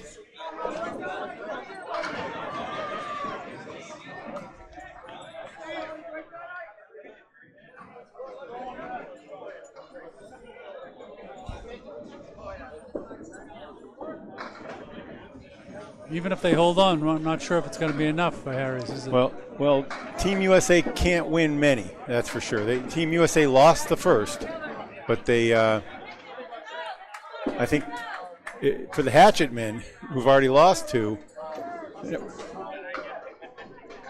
Now, the Hatchetmen are in better position than Harry's. Harry's is at 40, Hatchetmen at 42. Those scores are on your right on your screen.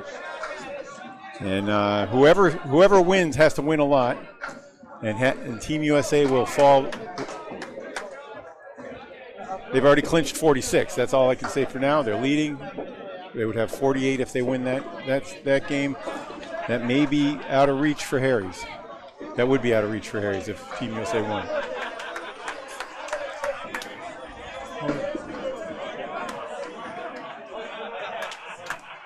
And then even with a 6-2 victory, the Hatchetmen will need to get pins if Team USA wins. $10 for Cliff and a $9 for Rob.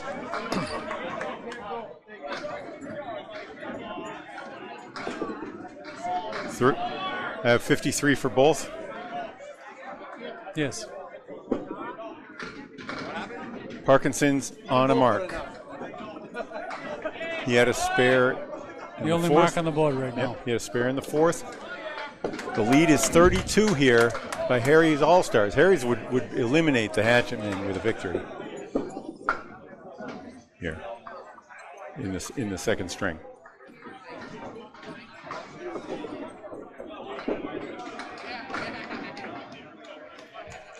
Pack of 6 left.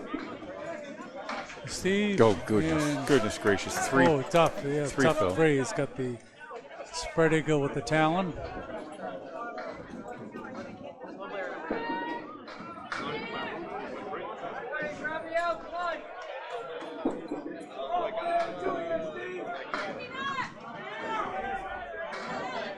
Five still remaining for Chris.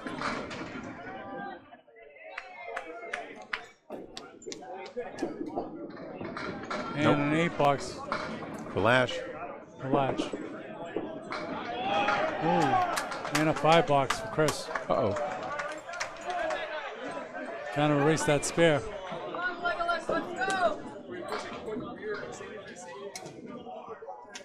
All right, well, he's at 62 after 5. Parkinson is. Yeah. You know, he has 3 spares, though. 62 to 44 is confirmed. With fills of 9, 5, and 3. So it's hard to erase all that. The 9 drop for Steve on his first ball, leaving just the 10 pin. The 6 pin. This is leggy, by the way. Oh, and it's wiggling. Not going to go. Dan Leggy is on in a substitute role for Steve Lash in this go-round. Oh, I'm sorry, I missed that. Couldn't see him.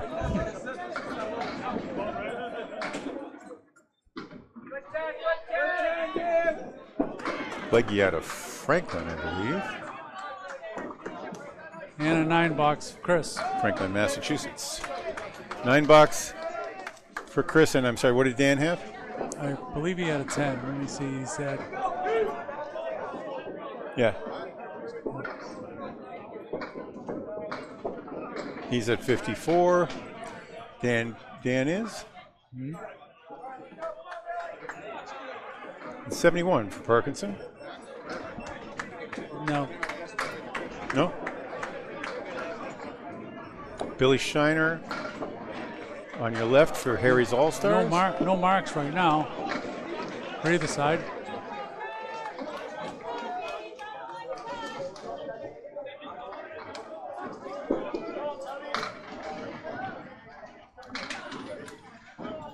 Hit, but leaves himself with 2, 6, 7, 10. Oh, just light on the head pin. Shiner with a drive.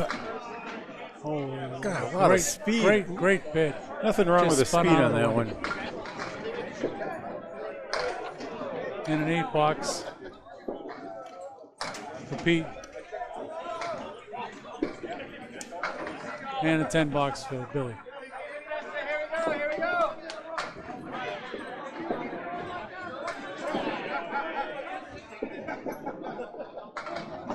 All right, coming to the end of the 6 completed frames here.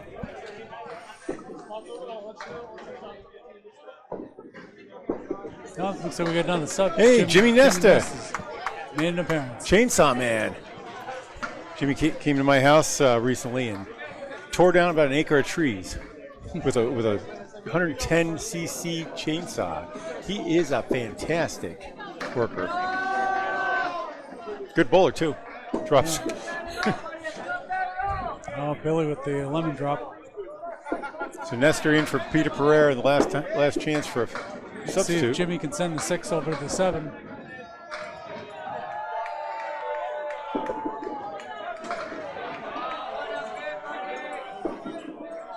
Oh, that's where you want to put it. Well, it's gonna need an out. And a 10 box for Jimmy. Jimmy throwing 38 miles an hour, and Billy 42. Billy at the 10 box also. 42 miles an hour. Billy Shiner. Okay. Now through 6 complete. Shiner's at 68. And Nestor and Pereira at 52. 52, 68 and 52. So still a 33-pin lead for Harry's, I believe. And Dennis 33-pin lead, yep. off the head pin, leaves the 4 horse, not the head pin, but leaves the 4 horseman left. And Joey leaves the spread eagle.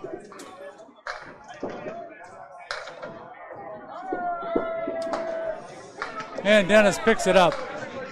I've seen him do that many times. Green 67. Joey picks off the left side. Now left with the right side for his 10 box. He's at 90. And he picks it up. Oh, yeah, a spare? A 10. A 10, okay. Spare and a 10. Thank you.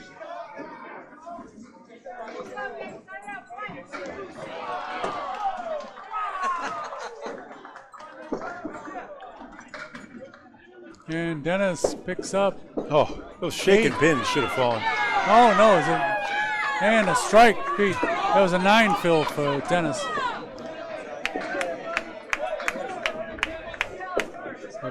Pete comes back with a 10.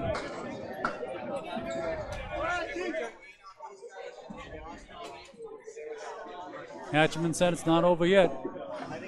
That's right, and they need this win. Team USA beats them again. They're going to be at 42 and 42. And a 9 box for The Dennis. best they could do would be to tie, but Team USA is leading in their match right now, and would clinch a victory. They would clinch the final playoff spot with a win. Now Rich and Sean coming up. Hutchinson at 100, first man there on this crew. Rich on the head pin believes that a tricky side saddle triangle and the 10. It's the 359 on the left. Yeah, still falling in. McDonald, the fisherman. Oh well. He dropped 7, just leaving the 247. Missed his object. Winiers has a guide. I'm not sure he wants to use it. He wants to slide it down there on the pin. And he picks it up. Spare McDonald, 61 now. Here come the Hatchetmen. And it's an 8 box for Rich. He's at 82.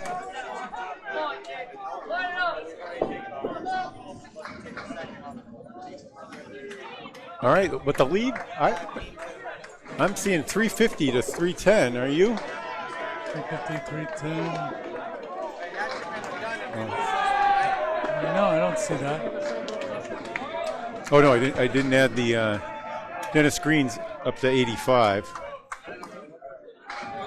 He ended up with a 9 box in the last frame. Sean with a 9 drop on his spare. So he's at 60.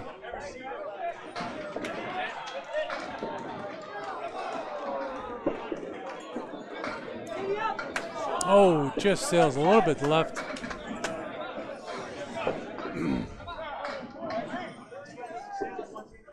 Matt with the 189, 186.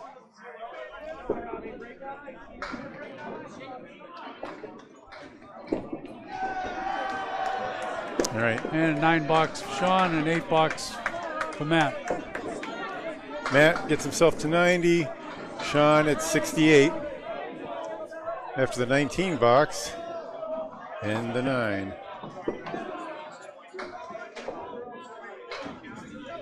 Check our scores. It's at 367, 327. No. Something's amiss here. Something's crazy up there. 50, 85, 90, 53. And Cliff drops the hammer.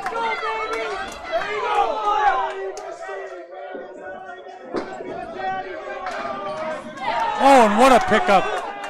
What a pickup on the half Worcester for a spare. McDonald's 9 had not been awarded, so he's at 79. That was the problem. Cliff with the hammer. And Rob picked up the spare after punching through for the half Worcester.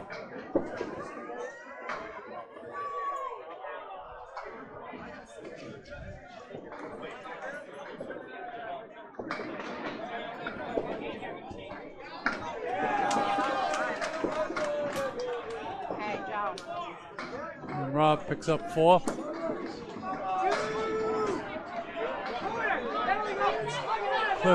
Cliff gets 8 on his first ball. Eight counting, yeah. They're coming. They're coming, yeah. The thing I'm trying to find is we check the scores and trying to find out what. Something doesn't look right up there. 70, 54, 52. Yeah. Okay, so that's a 71. One of the problems is that they keep track of each ball on the score. Yeah. So with the 8 in the fill, it is 71. That is actually accurate. I think our scores check out, John. It's just that the ball in hand when you're on the second ball, the first ball is being counted on the scoreboard. So I believe it's a 25-pin lead for Harry's All-Stars. And one mark on the board is a strike from Joey Hutchinson. Parkinson swipe, yeah, good spare leave out of a miss. Oh, tough ball for Dan. Leaves the pack of 6 to the left and the 10 pin. It's just pulling the triangle out. Right through the middle, like for Chris Parkinson. Right. Both bowlers open. And both with the 2-7.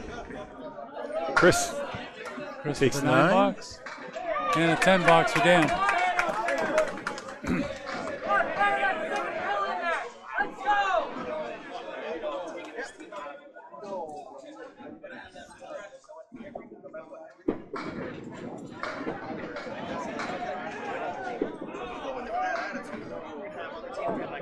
Yeah, that was the problem. I don't have Linehan's. Linehan, we had a 9. He's at 76. I never registered that. That's what. So the lead is both with 5. Lead is at 33 though. Both with spread eagle variations, the 3 and 2. With the 3, 6, 10 and the 4 on the right and the 4, 7 on the left. But Chris does have a plank in front of his. Nope, and he just pulls one out. And they both pull 1 pin each. Both with 4 pins left. Neither one an easy shot. And Chris takes the short 2. And Dan picks up a 9 using the wood. So it's a 1 pin gainer. Yep. As the official scores roll in, Cliff Walker, who had not been registered either, is at 80. And our 24 pins is now matching the official scores.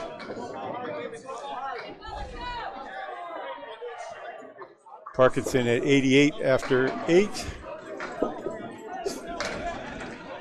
Leggy at 73. 73.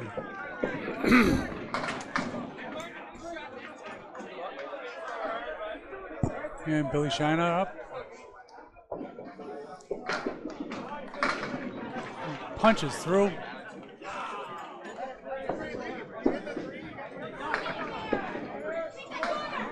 And Jimmy's left with a 3 and 1. Pretty good win on Billy that. with a great bid there. Leaving just the 2-7. Nestor's got it. Picked up the 2 and 1. It's coming back, and some houses. Somehow it didn't go. And it's a 9 box for Billy. He's at 77. And a 10 for Jimmy. He just nudges it down. 62.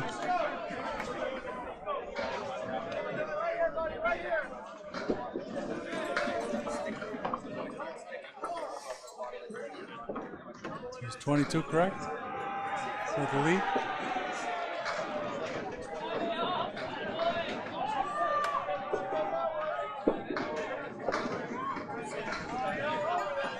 No, Billy leaves the check mark. 394 and 416 both count, both check. And Jimmy leaves the plus or 5 to the left and the 10. 100%.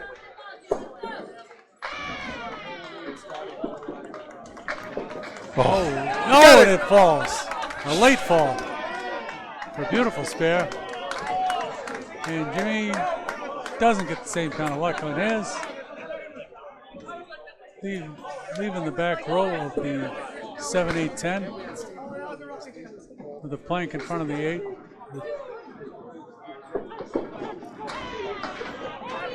And it doinks it for him for a 7 box. Shiner's spare was the 10th mark for Harry's All-Stars in this string.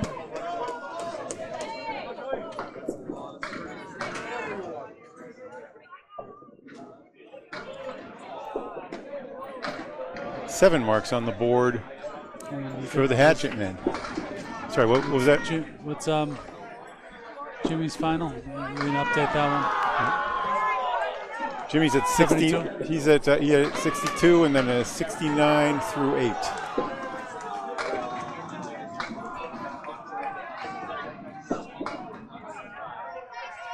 It's a 25-pin lead. There's Hutchinson on the strike. Oh. Dennis picks up a nice spare on his, right? Yep. Get And a 6 fill for Hutchinson ended up filling with just 5 and throwing in a 6. We almost erased that strike. He was at 106 after the fill and a 111 in the 9th.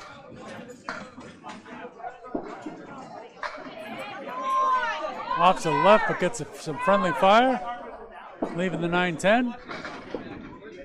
And Dennis gets a late fall also, but leaves the 4-7-10, 6-7-10.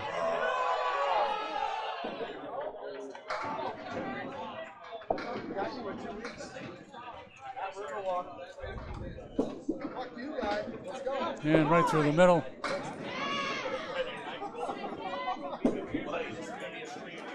Nope. For Joey, and wide left for Dennis. wide left for Dennis. All the way in the channel on that. He was trying for the V.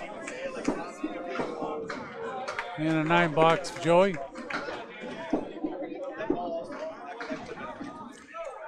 That is 120. And a 9-box for Dennis.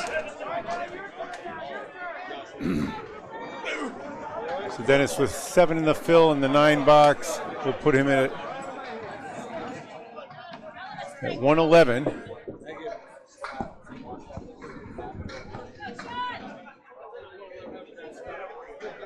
That is now confirmed, official. Dennis out of the top spot for Harry's All-Stars, throw 112 in the first, 111 here. Sean with a good ball there. He's a 2-1. And so does, we got mirror leaves here between Matt and Sean.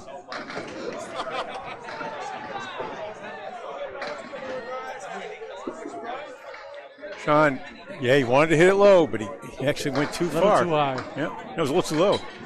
Too He low. ended up clipping it and over cutting it. And Matt's a little too far right. He wanted it really low, but he ended up hitting on the end of the pin. So 8 box for Sean. And Matt with a 9. Harris picks up another pin. Yeah, and importantly, he wipes out another box, making it that much harder to come back.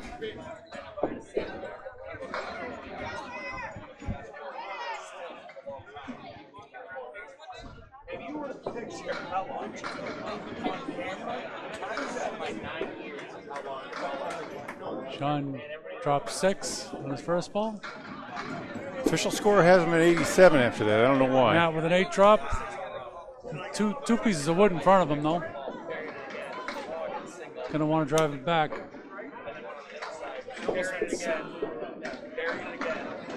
And just off the left for Sean. And Rich picks it up. Nice shot by Matt for the spare. And a 9 box for Sean. So after 8, can we get a confirmation? After 10. We still have a fill ball coming for Rich. Oh, okay. But the 96 is up there on the official score. So, hey, 5, right? 5 fill, yes. Yep. That'll be a 114 for Rich. Matt Rich. He's covered events for the Candlepin Bowling Network in the past. A Manycam user. One of many of us trying to figure it out. I'm Just trying to just figure getting it back out. into it this year. Yep. I've only done 1 or 2 matches so far. Well, the key is that we have a lot of different voices and a lot of different skills, and we can help each other out. And I hope you can all be understanding. Yeah, Rob leaves himself the Clary left side.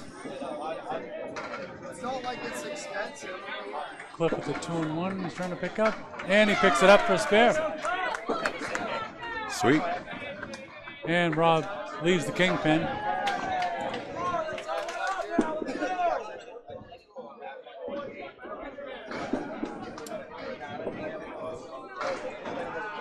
So it was a spare.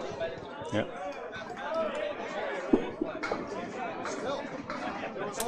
Cliff. I miss Rob's box. He's Yeah, a Rob 9. ended up with a 9. He's at 85.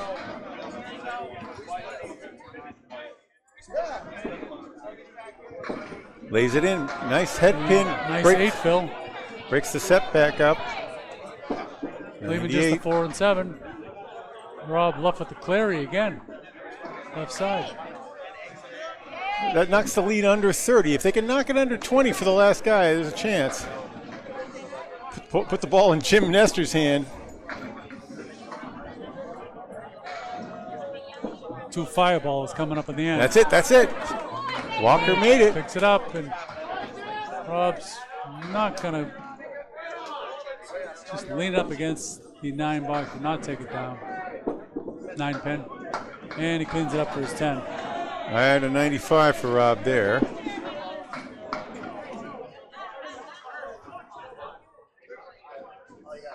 And a fill box to come for Cliff.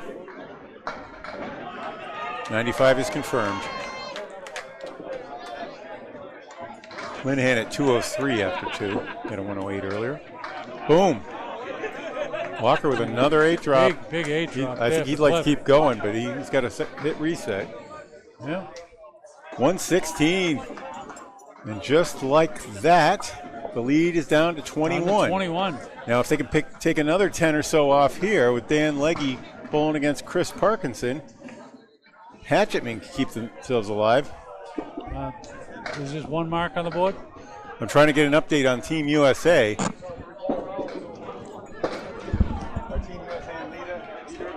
You know, Hop. Half Worcester for Dan.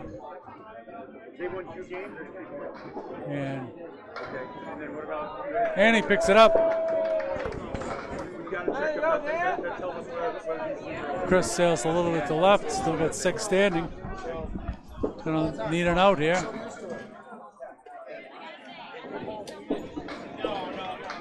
Oh, no. Tough 6 box. Okay. This thing's So still living. Dan hit the spare. 94 for Parkinson, 83 in a ball. Leggy.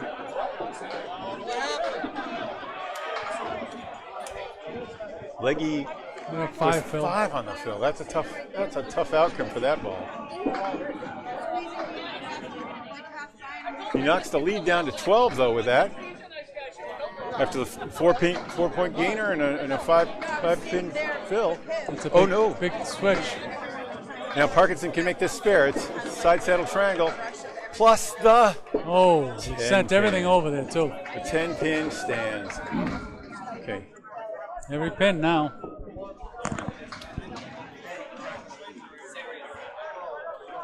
Last ball. Great 9 box there. A 97 for And Leggy. a 9 box for Chris. And Chris, I have at 103. Can you confirm that?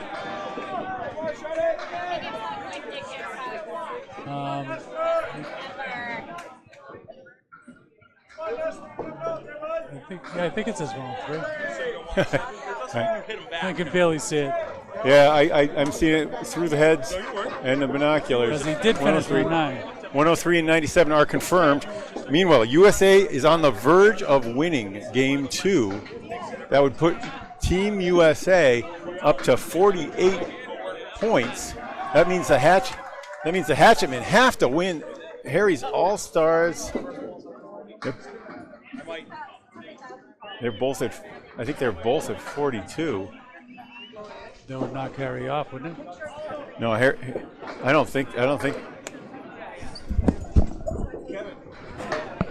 Oh, Billy just missed. Jim looking to clean up the 4 horsemen left. 42, right? Yeah. Picks off 1.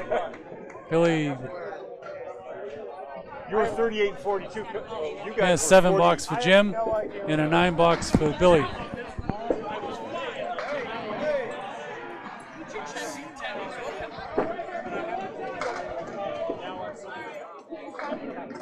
All right, Shiner's 7 and a 9.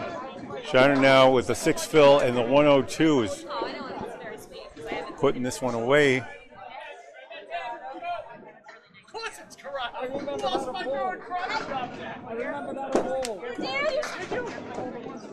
And he's got a 7 bill.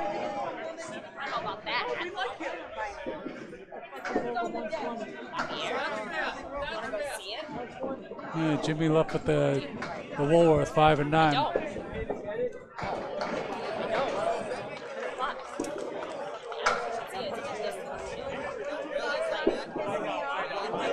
And an 8 box for Jimmy. So Jimmy had a 7 to get to 76. And a 9 box for Billy. And an 8 box for Billy. That's an 84 out of the anchor slot. That's not going to do. I'm about to see my last string ever. Oh, this is going to be Steve Renaud Sr.'s last string ever. He is going in, I believe, for the world, right here for Harry's All-Stars. He said, "You're about to see my last string ever." That's a declaration. Now we're going to see him bowl at Ryan's, but he is on the roster. He is the captain. He is the spiritual leader. Harry's All-Stars. But more importantly, Harry's has won the first 2, but I believe they started at 38 and 42. They're at 42 and 42. Hatchetmen also at 42 and 42. but with the pinfall lead. But with a Team USA, is it confirmed, Kevin? Team USA win? Team USA, if they've won, have at least clinched a tie. Nope. And then the pinfall would be the matter. And then who's Steve coming in for, do you know? What? Yeah, with Team USA up 52 pins, it's not quite confirmed, but nobody can get to 48. And Team USA, you see on the right, this is Steve Renaud Sr. of the Hall of Fame, coming in for Dennis Green in the top slot to bowl his last string in the Worlds.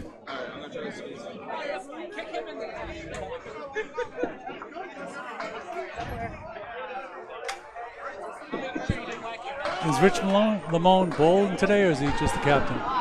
He's had some serious arm issues lately.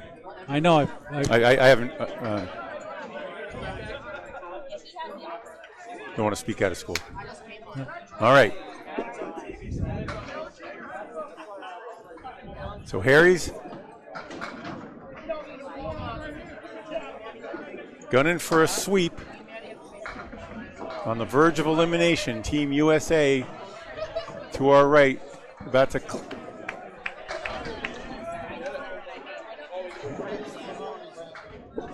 Rich Lamone's in. There we go. Oh, Rich is going to come up against Steve. He is the captain of the Hatchetmen. Hatchetmen named after his late brother, who was a great defender and a brutal defender in basketball. That's why they call him the Hatchetman.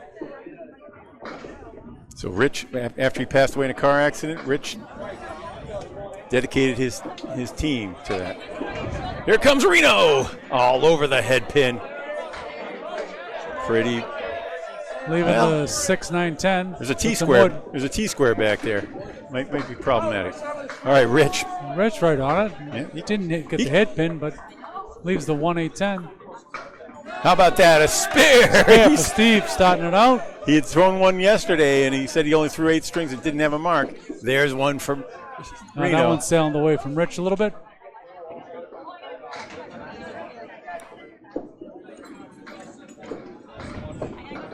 No, I did speak to Rich this week, this year when I bowled against him, with the surgeries he's had in his hands.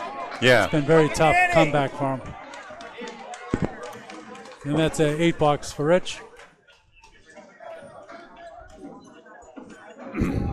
Harry's All-Stars, of course, named after Steve's father, Harry Reno, who he drops 5. Who was inducted into the Hall of Fame with him last year. That induction ceremony is posted on the Candlepin Bowling Network. Rich Lamone with a powerful 9 drop, wiggled the 10 pin. It's got some wood in front of it. Not sure how helpful that would be. That wood that's coming across will be helpful if it can stay there. Okay. Steve picks up the 7 pin. And nearly impossible. When you have that triangle in 2, that's called. Oh no, that was in the channel. Yep. 17 after the 9 through 2.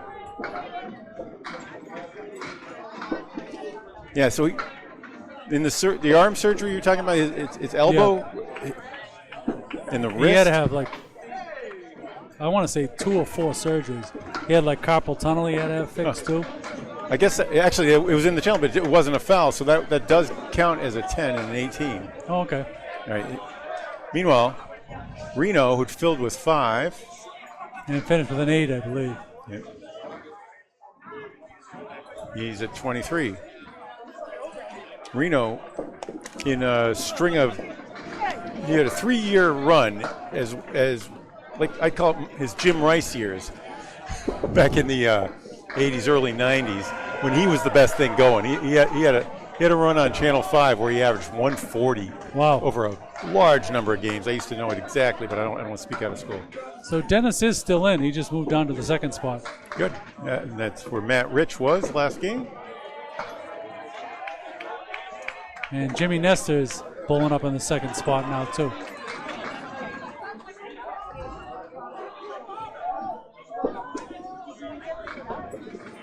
Jimmy Nestor in for Sean McDonald, the fisherman.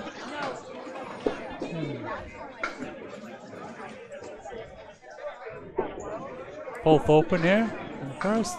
It's a 9 box for Dennis. And an 8 box for Jimmy.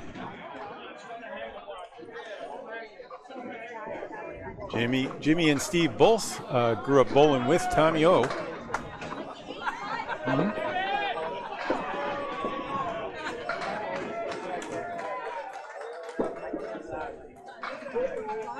And Dennis gets a nice friendly bounce. They're still coming up.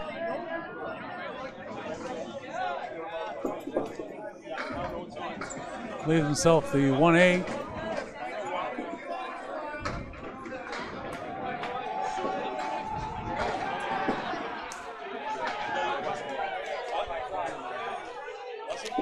Nestor now lives in Worcester.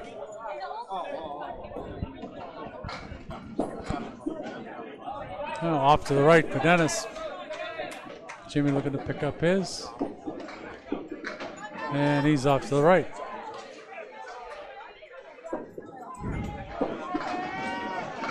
Dennis on it for his $10. And Jimmy matches with his 10.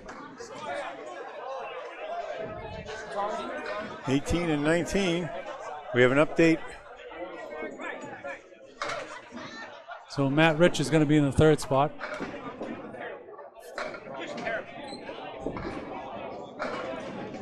Team USA has clinched with a 117-pin win in Game 2 of their matchup against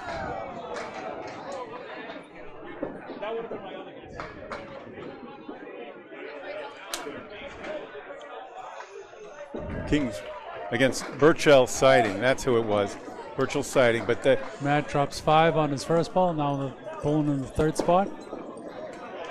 once we put up those 2 pins, those 2 points, Team USA goes to 48, and they are now officially out. They have now clinched a playoff spot and have eliminated the Hatchetmen and Harry's All-Stars. This is all for glory. All for glory now. All right. 117 pin win. It was without a doubt. I think they knew that when I think maybe when they put the subs in, they had a feeling that was going that way. I mean, one of the teams had to sweep. Yeah. And USA had to lose everything. Yeah. Anyway. Oh, well. This is Matt Rich now. Yeah, Matt Rich is in the third spot now against Cliff Walker.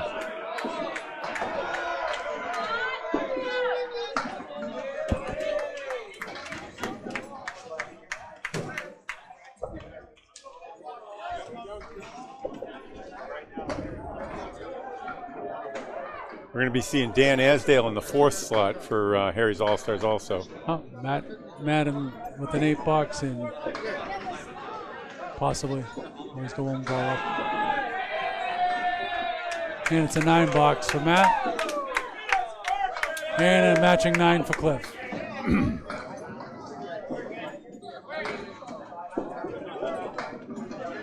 Here comes up Dan Asdale. It's the battle of the Dans, Dan Legge and Dan Asdale in the 4th spots. Yeah. Asdale steps in for Chris Parkinson.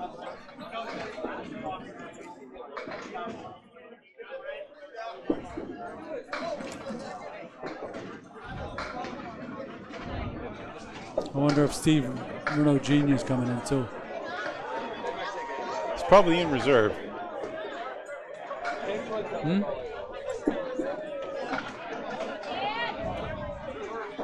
He bowled a lot early. Yep. Yeah, half Worcester to the left for Dan. Asdale it is. And lemon drop. A lemon drop for Dan Legge. Ezzy was the ACST B champion in 2023. Yep.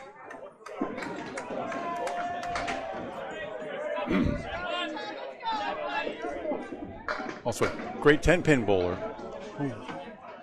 Matching 7s. Yeah, pair of 7s, yep.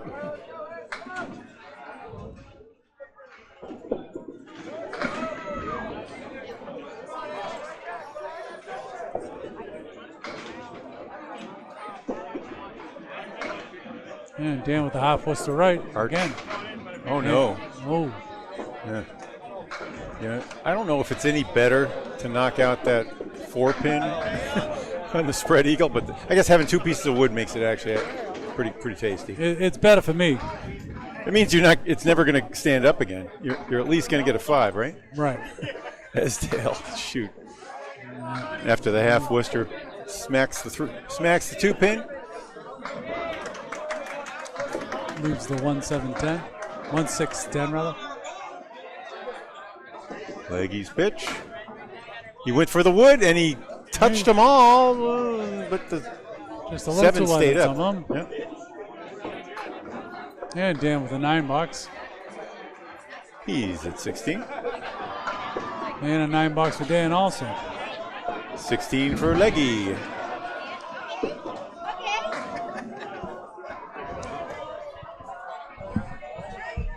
We're bowling out the strings here, and this is these guys really want to beat each other. I don't care whether the playoffs are on the line, Let's go, Hanger! 25 cents or $500. They are rivals. Yep. The Hatchetmen and Harry's All-Stars, always in the hunt. This year, both of them are going to fall just short. Team USA, like I said, has clinched a playoff spot, as has Birchell Siding, Fenway Academy, and Outlaw Rides. We need updates.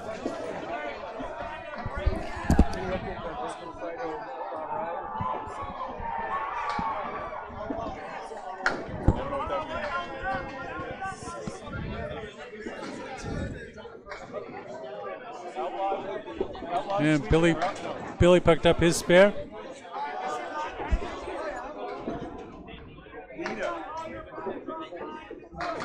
And a 9 box for Sean. No, I don't know who's sweeping who.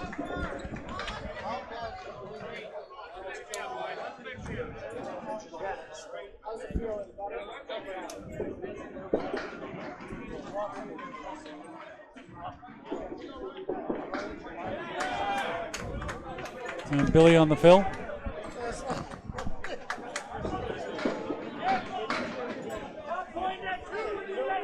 Oh, he drops 9 on his fill.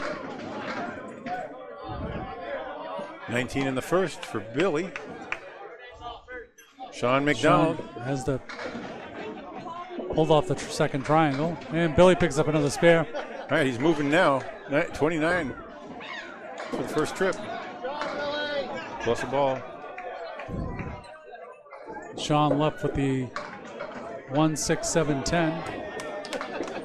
And chops off the head pin. He had a 9 in the first.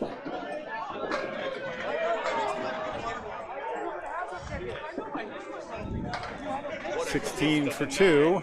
Now Rich Lamone and Steve Renaud Sr. stepping up. How many side bets do you think there are? So Kingswood Bulletproof has won 4 points and is sweeping the Outlaws, which would leave things wide open for Fenway Academy to take the buys. The Outlaws will have to fight their way through the wild card round if that's good. Huge. Steve right on the head pin there. Doesn't get rewarded there, leaves himself the 7-10.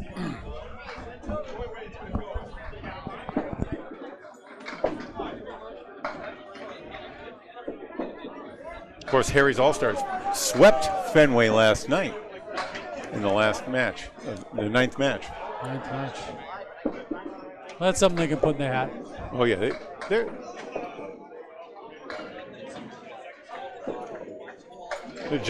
giant killers.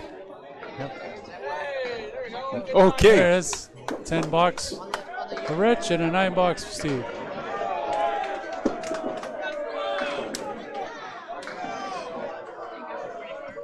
Steve at 32 after 3. Rich at 28.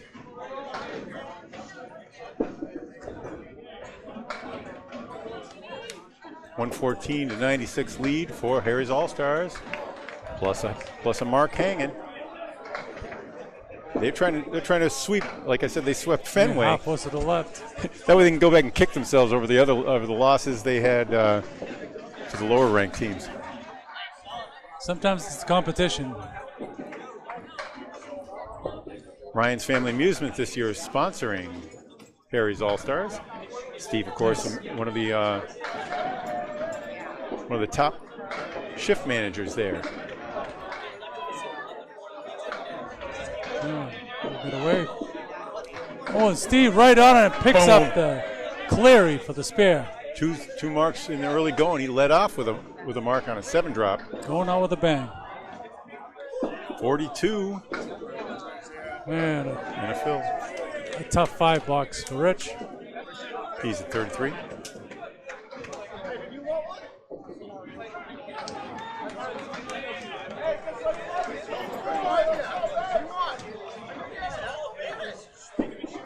Both of these teams come into this final string, 42 and 42. The total pins and Virtual's on the bubble Birchel's on the bubble. Why is that?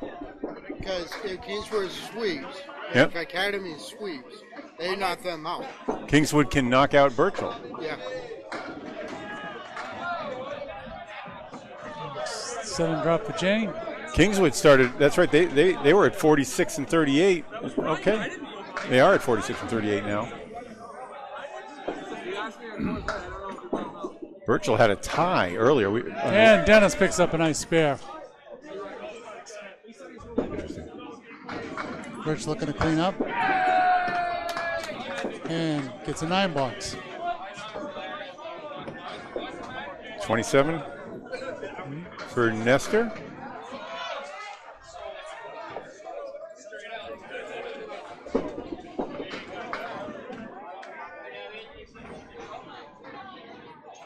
Green at 29. Nestor does his And bowling at a Jimmy Lee- variety of places, including Bogey Lanes right now in the doubles league. Oh, Dennis with a beautiful 9 drop, leaving just the king. Jimmy's got the 4 horsemen to the left.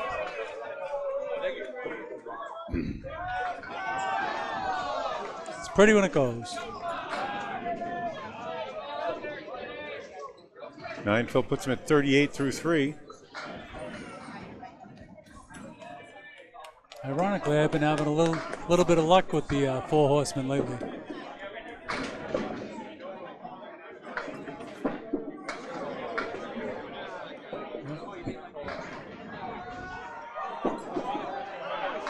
And Dennis all over for another spare.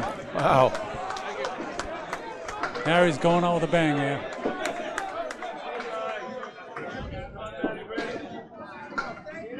And Jimmy cleans up for 10.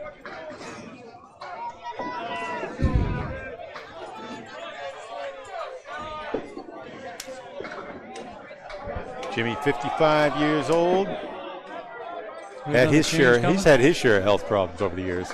Oh, yeah. He's also a great. He's a weightlifter, estimator. He does his job work for a utility, estimating big jobs.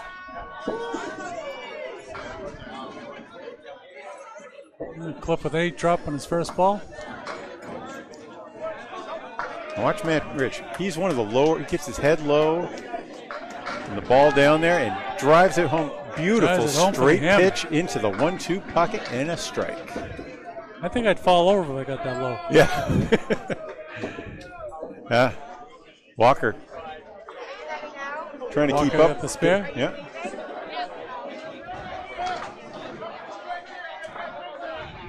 He's at 28. Rich also at 28. I got to play Rich at the ACST this year. Walker's fill is 5. 33. I'll ask about that in a second. Oh, nice 8 drop on the first ball for Rich. Who were you Matt playing? Rich. I got to play Rich Lamone in the ACST this Oh, year. that's right, because with his injury, he dropped down. Yeah. And He was he struggled that day. He was at CPL. I had him in the Bs last year. I swept him. Oh boy, yeah, he can still hurl it at a good speed, but it just turns on him. Like the tendons and everything don't work right. And a spare for Matt. Wow, and that's a spare on strike. So 38 in the third, 48 and 48 and a ball in the fourth. And Jimmy picks up the 10. And he's at 43. Cliff Walker.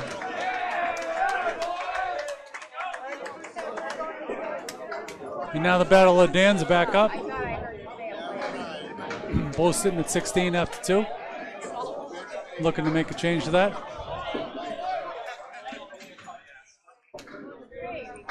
These two teams come in tied at 42 now. Though the season has been settled, there's still some money on the line, isn't there? Yeah, and I'm told that actually there may be other teams bumping them in and out. Hatchetmen were in 6th place, just on the outside, but they lost their first 2. What's happening though is Kingswood Unlimited is sweeping the Outlaw Rides. 2 Canadian teams. Not to say collusion is involved. Right to the left of us. Yep. I mean, I guess Outlaw Rides is resting. They're certainly not going to get the bye though. They could have rested for spare pickup. For Dan Leggy? For Dan Leggy, yep. Dan Esdell had the spread eagle, and he picks up a 7 on it.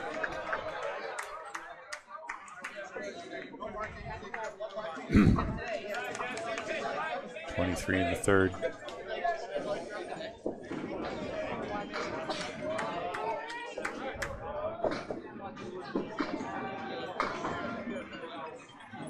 And on the fill, looks like a 5 fill.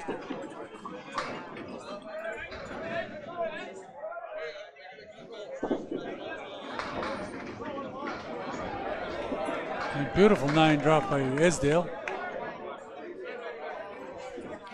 Leaving just the 8 pin.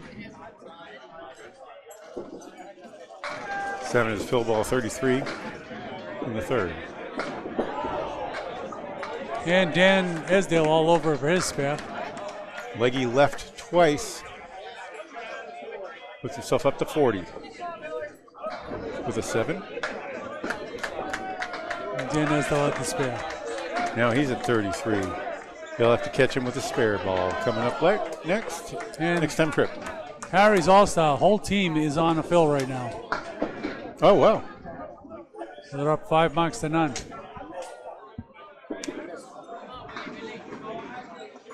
He looks like a 5 drop. For Rich. And a 9 drop. Billy Shiner. Billy Shiner. 38 in the second. Yeah, he's showing all 9 drops and spares. Look at that. 9 drop, spare, 9 drop, spare, 9 drop, spare. It's 20. Nothing wrong with that. Yeah. It's at 47. It's at 48, I mean. 48 through the third. Okay. Did he get the spare? No. No. McDonald had a 9. He's at 25.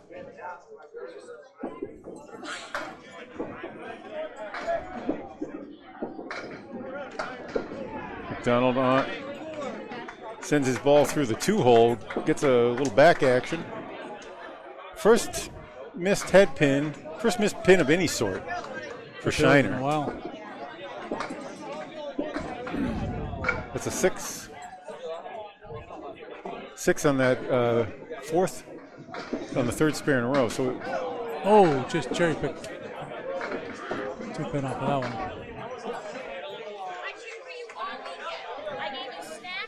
And Shiner finally. I know Mark. Wow. And 8 bucks. Tough trip for him. Well, it wasn't. It was a good trip. He had a 9 drop spare. Yeah. Tough last box, and that was an 8. She's at 62 after 4. 22 over after 2 trips. Here's Steve Renaud Sr. in his last. He promises his last World's appearance. I'll have to stand up for this one.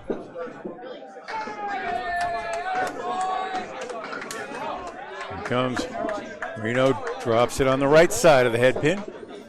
Drop 7. He breaks the split up, pretty much. Knowing Steve, he's going to go for it. It's a little washout, but it's easier to make than a 4 horseman because he took out the 2 pin. Rich gets the lemon drop in the 6 pin.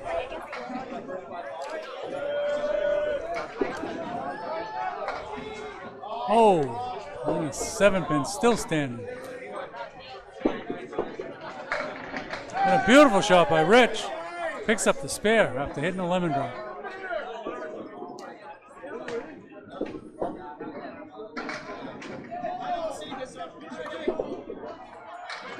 Renaud, and a 10 box. Renaud with a now abbreviated 2.5-step approach, throwing 27 miles an hour. He used to throw in the 40s before he ripped the scapula off his back of his shoulder. Anyway, that was a 10 and a spare for Limoni, like you said. It was good to see Rich get a spare. So Renaud had 7 on the fill, by the way. Got him to 49. And with the 10, how about a 59 half in his final box, his final string in the Worlds.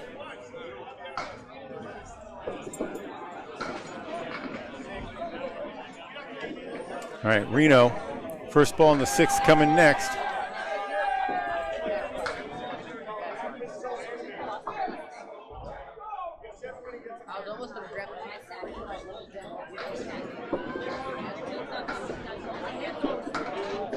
Staying right to left on the left side of the head pin.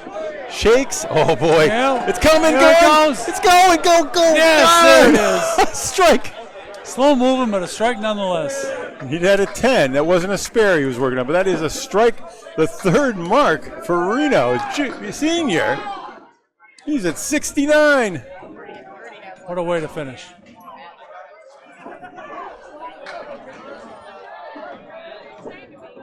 Spares in the 1st, 4th, and a strike in the 6th. Yeah, that was a little aggressive. And Rich Limon picks up his spare. All right. After the 9 drop, so Limoni, he's back. Yeah. So 52 on the field, 62 for Limoni. Both he and Renaud are on marks. Renaud the strike. It was like he went back down there and put anti-gravity sauce on the place, or the pins knew. Let's see here. Dennis. He can just intimidate him. Dennis Green.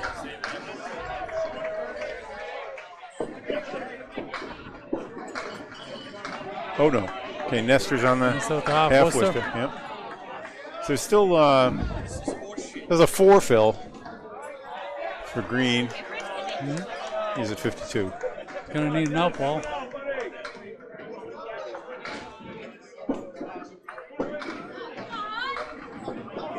And Jimmy with a great bid, but leaves the 10 pin. That's the one he wanted. He didn't want to throw another 0 there. Yep. So 7 box. 7 for Green, Dennis, 59. And a 10 box Jimmy. 47. Those are their halftime scores. We're bowling 2 at a time, so they're going to take another one before they sit down. Green crosses over onto the 2-4 pocket. Horseman. Right side. Jimmy does him one better, and it's the 4-7 pocket. One worse, I guess. All right, coming back. Nope. Didn't come back that time. Yeah, he was, after being left, he was right. Jimmy right on the money after being way left. Yep. Didn't get rewarded for it, though. Tricky leave for Nestor there. That wood is it's trouble. If he hits it high enough to hit it, he could be really close to throwing it in the channel.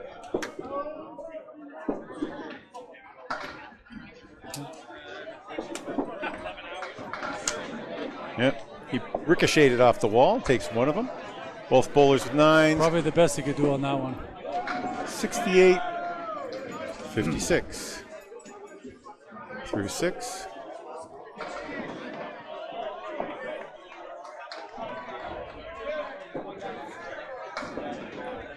Cliff Walker for the Hatchetmen. Matt Rich on a fill.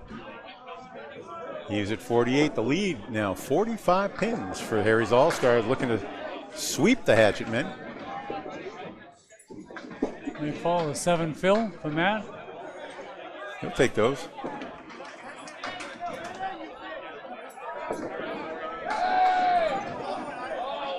Walker plopped 2 out of the 4 hole. Boom. Oh, almost.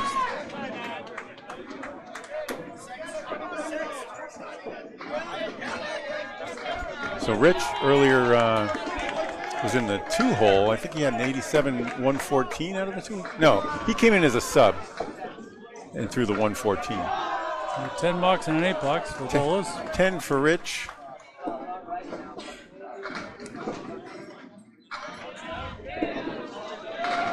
$65.51 from right to left. What if I come back? Oh, beautiful ball, but leaves the 5 and 7. The Heinz 57 lead.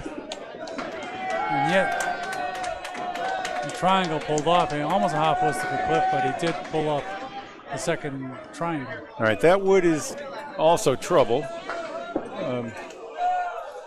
He has to hit either very high or get the ball to do all the work. Yep. He tried very high, and it's still, spare, Cliff picks Walker. Up a nice spare. Walker, a Maine resident.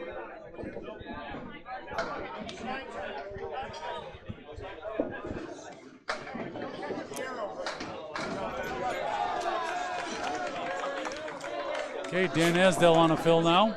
Hails from Naples. 33 in a ball. Hails from Naples, Maine. Cliff Walker does. Has a high single, 163. Cliff Walker also on a fill. Both bowlers looking to fill their spares.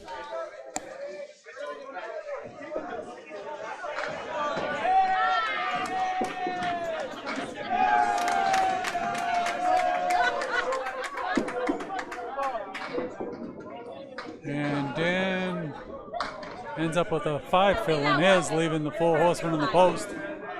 And a 7 fill for Dan Legge. Legge had a 7 in the 4th. He was open. No? Yeah, he threw a 7 in the 4th. Yeah, you did. Okay. It's okay.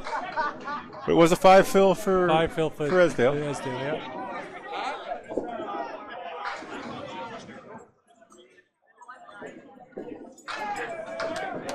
Oh, good miss. Oh, little bonus pin there.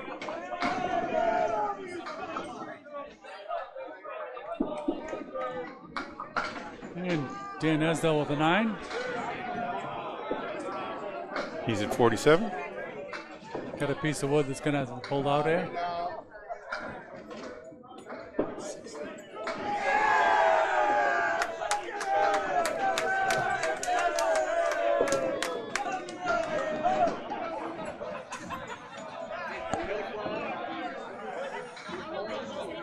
Official score has Legge at 39 right now, and I'm not arguing.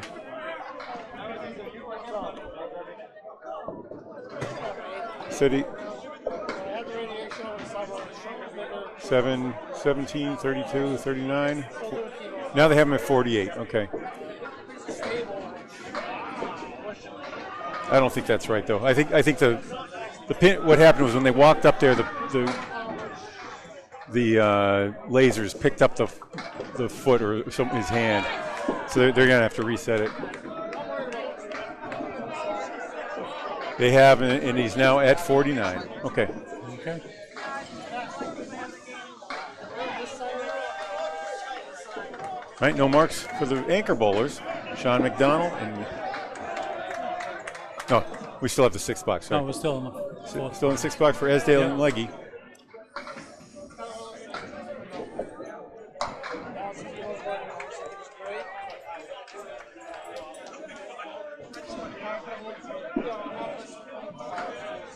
Esdale misses on his 2-pinner. Legge hits, but misses on the, can't connect on his 3-pinner. 10.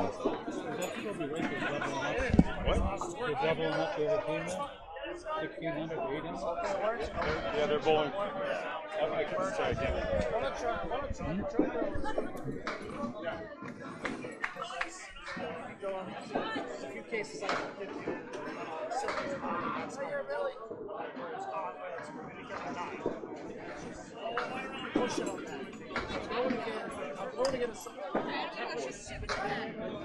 The marks are now in favor of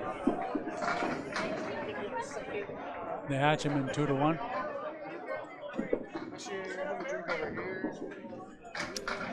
And there's a hammer. That was a no-doubter.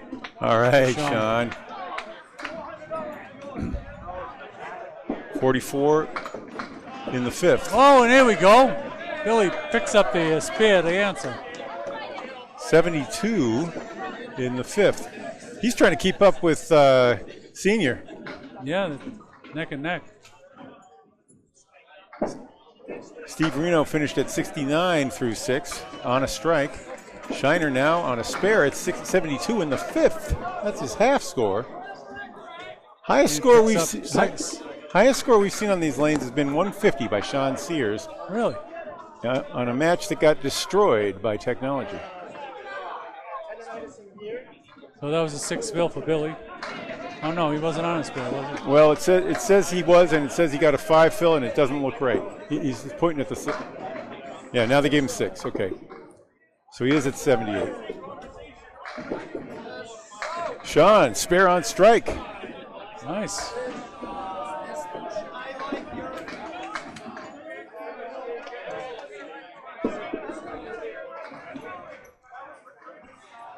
So he's at 54 with the fill, 64 and a ball on the spare. Sits down after 6. And Billy picks out 10. He is leader among all bowlers at 88 in the 6th.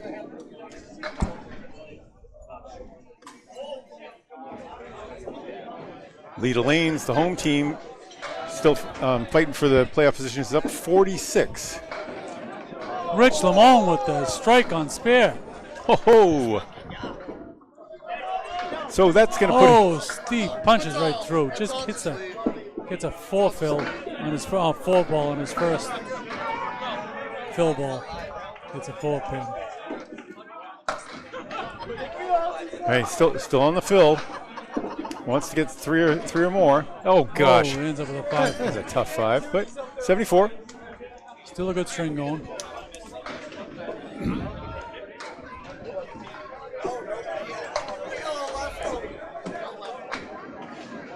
Reno with the out. 3 objects for. He's really dialed in. Yeah. There's very little like Steve Renaud's concentration. That ends up being a 7, and he's at 81. How about Rich Lamone coming back with a strike on a spare fill? Now he's got a pin set. So Reno ended up with at 81 through 7 is correct. He's 11 over his box. And Lamone is 82 plus 2. Yep.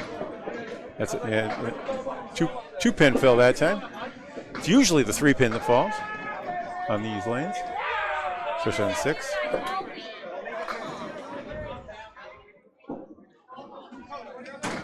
I don't think it's the cone. I think it's a spot. Joey, get over here. Boom! Oh, a beautiful 8 fill. That's the Lamone I used to know. It's nice to see him back. Okay, Steve didn't miss by much there. 7. His ball does cross over obviously more than when he threw it 40 miles an hour. He's still throwing with a good amount of spin from the right-hand side now. And Rich with another spare. That's a spare on strike. Spare, strike, spare. 102 for Lamone, plus a ball. Oh, sailed right through for Steve.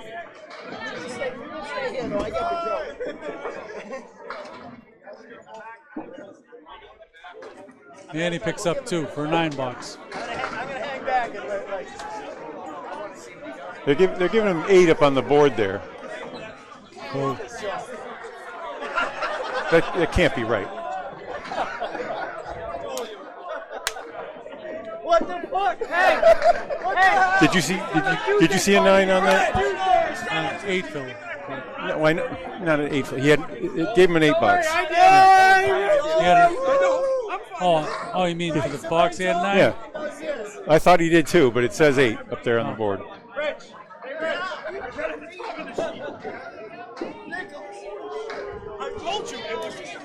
Jimmy with the 6-pack left. And Dennis, beautiful ball, but leaves the post. He's got some wood to work with, though. Jimmy leaving himself the center triangle. And back. John, Yes. you're wrong. It was an 8. Steve Okay. just confirmed it.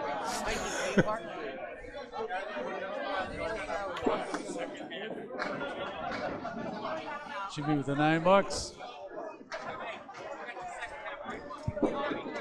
John, Yes.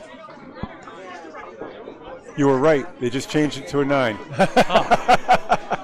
I was right. I was wrong. I was right. No, Steve just gave us a thumbs up for that. Thank you for noticing that. I think it's been happening a lot, and we've just been living with it. Anyway, 77 for Dennis in the 7th, and 70 and 65 for Nestor.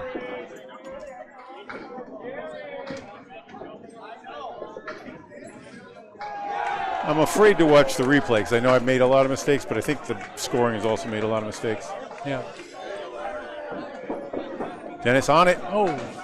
His ball stings. I mean, I don't know. Spins so True hard. steal in the Spins house. so hard. Nesta. Hey, true steal. Yeah. So that's a 10 for green, unless he waved it off. I think it was a 10. Nestor with an 8. No, Green waved that one off. That was what he was waving his hands. Said that was in the channel. Okay. So pair of 8s out of the 2 slot there. What's that?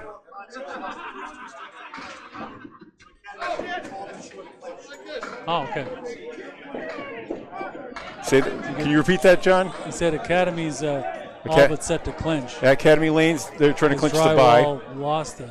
And over here, Fenway Academy is set to clinch because the Outlaw Rides team has dropped the first 2 to Kingswood. So Academy and Fenway Academy gonna ride till Saturday afternoon. While the others, 8 playoff teams battle it out. Meanwhile, the other 7 teams in each division, 14 teams, will go home or hang around and watch.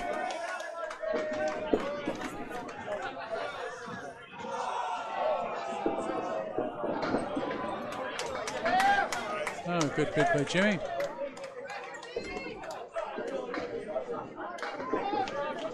Matt, a nice ball. So Cliff had a spare, so he had a 6 on the fill, though. Let's give him that. Okay.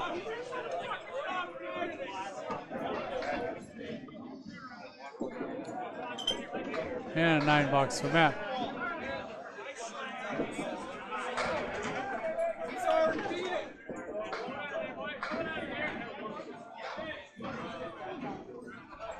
So an 8 and a 9. 9 for Matt Rich and 8 for Cliff. Are you sure that Matt didn't wave that off? I don't think so. Yeah, okay. No, it was a 9. He just hit the 7. Yeah, Matt's at 82. Huh? Yeah, Matt's at 82. Okay. There it is. Drops 8. Some wood to help. That's 9. That's 7, I mean. That's the other number. That's the other number, yeah. Still got some wood to help, though.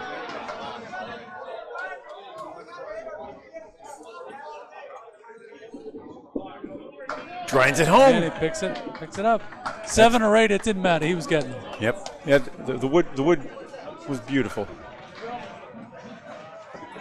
Puts him at 92.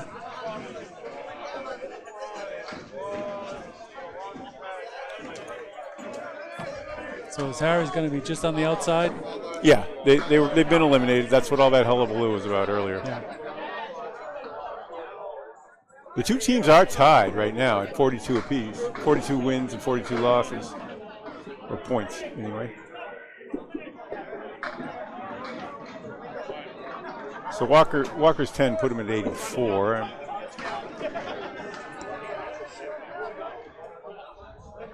Which means that somewhere we give him an extra pin.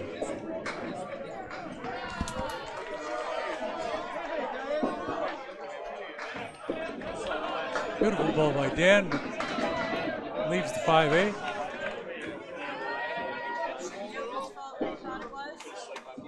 Nope. And it's an 8 box. And a 9 for Leggy. He's at 58. 55 for Esdale. 2023 B champion. And strike ball for Dan Leggy.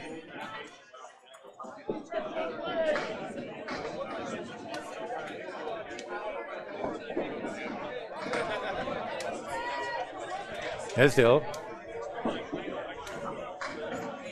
clears. Had still waiting for his reset. Well, Leggy dropped his bomb. Second ball here on the Caleri with a wood. Good shot. He got it. Beautiful shot by Dan. Had to use the backside. He shows us some happy hands, or some weird hands anyway.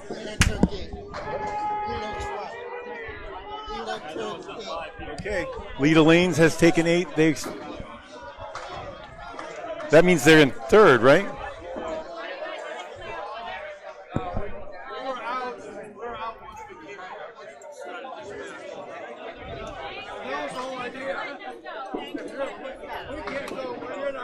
And half Worcester for Sean. And Billy answers with the 3 drop.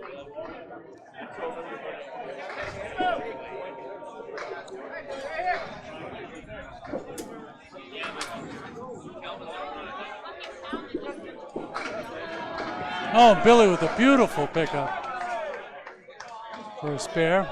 What did Sean have in the fill? Sean was on a fill ball. What did he have? Okay, sorry, I'll look at it. That's what the binoculars are for. He had a 2 fill. That's right, he had the half Worcester. 2 fill and a 7, so 73 for McDonald.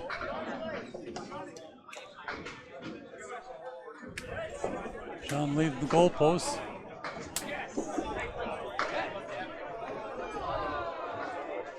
Billy leaving the 7-8. There have been some score changes. There's been 2 score changes on Dan Leggy to get him to 76.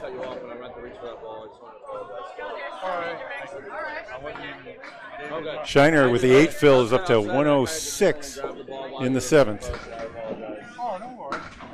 Oh, just missed the 7 pin said no thank you. Good 10 for McDonald. He's at 83.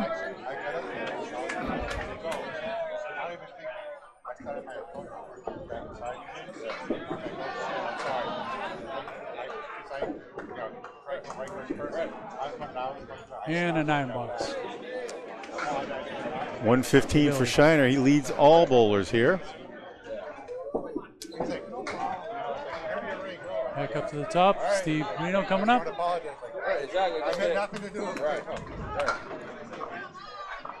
I've never done that before. You've never done anything. Cut this guy off? Here, you get the angel halo right there. I had your name in here as Jake for some reason in the first box. Steve drops 6 on his first ball. Yeah. And Rich drops 5. Tough. For 3 and 2. What was it? For some reason we had your name down as Jake Parkinson in the first string. No, not Jake.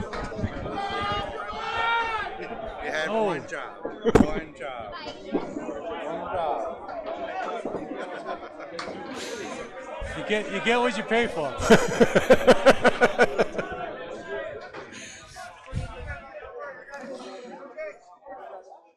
All right. Let's do a score check now. All right. Because we have one job besides getting their names right. Yeah. We have to get their scores right too. Stevie's We are at, not the official scorekeepers. yeah, Steve's at 97, and with the 5 fill, Lamoni's up to 117. He's having a great string. Yeah.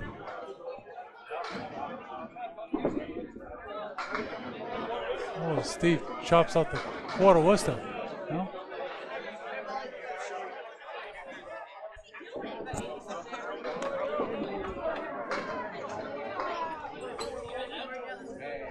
All right. Steve Punch out the quarter Worcester. finishing out his world's career. Oh. No. One into the channel there. All right. At least he wasn't on a fill. That's that weird arm issue. Come on, Steve.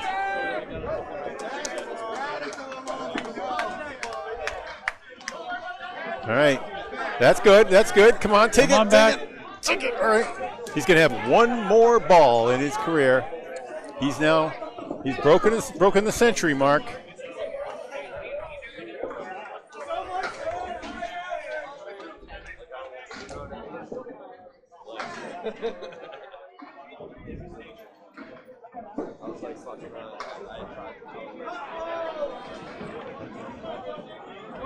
Here it is, Steve Renaud. His last ball is a World's Pro. Boom, a 9 and a 106. Stevie Renaud. Nice job, Steve. Oh, And Lamoni will take a 4. I don't know if that went in the channel or not. I don't know. We'll wait for that to be official, but I'll tell you, Steve Renaud started with a 7 spare, filled it with a 5 split. Split again with an 8. Had a spare in the 4th, filled that with 7. Had a strike in the 6th, filled that with 5. A 9 in the 8th, a 7 in the 9th, and just now a 9 for a 106. A 3-mark 106. What a career. And Rich Lamoni had either at a 120 or 121. Not sure if they waived that off. We're going to let them decide that on the official scores upstairs. I see a green mark up there. Yeah, they called that a foul. That was a 3 and a 120. 120. Yep. Which is not a great strength on him. Yeah, he's maimed.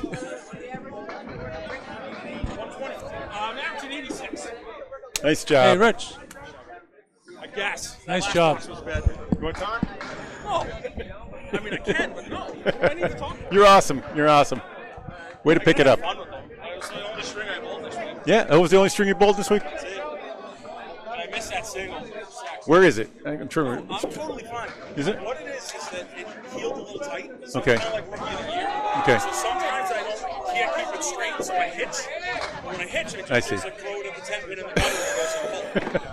Okay, I've seen it both ways. It's like it's really good, and then it's what the heck was that? I kept my arm straight and I got low, and it was like 10 years ago. All right.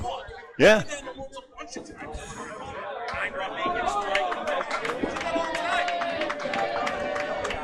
All right. What happened in the 9th? And that's it. Oh, I thought that was the hammer for Jimmy. He shook the 5-pin, but still standing. Green at 94 through 9. Nestor at 81. And a spare for Dennis. And a spare for Jimmy. Hey! Dennis is at 104 in a ball, and Jimmy at 91.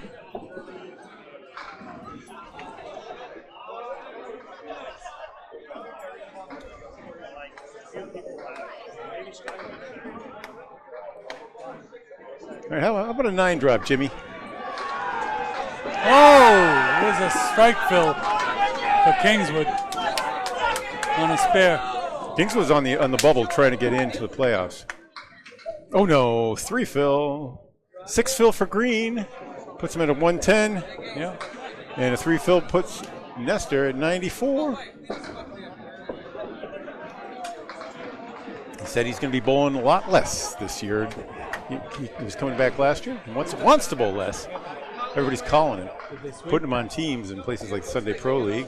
He's the captain of Millis, the Millis once-a-month league. Looks like Kingswood is going to sweep. With the sweep, Kingswood would be at Kingswood's record updated if they sweep. They're about to sweep. Yeah. Well, put their record in there?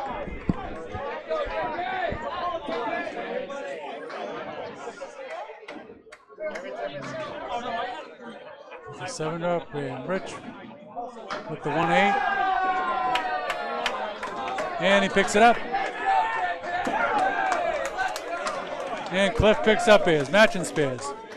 So 8 on the. Everyone goes out for mark. You get a mark. You get a mark. By the way, that was an 8 fill for Rich. Rich and another spare. And another spare. 110. And that means Cliff's at 94 with his spare.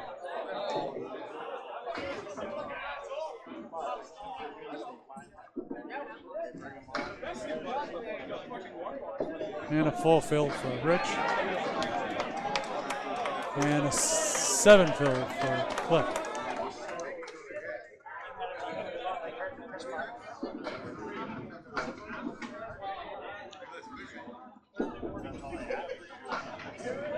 And Cliff picks up another spare. It's at 111. Matt Rich looking for an out here. And it's a 7 box. 121.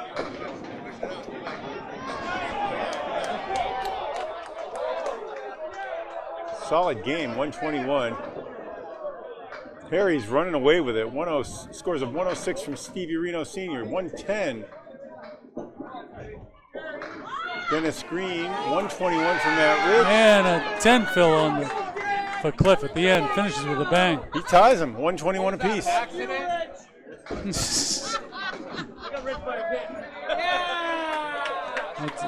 Did he beat him? They said he beat him by a pin.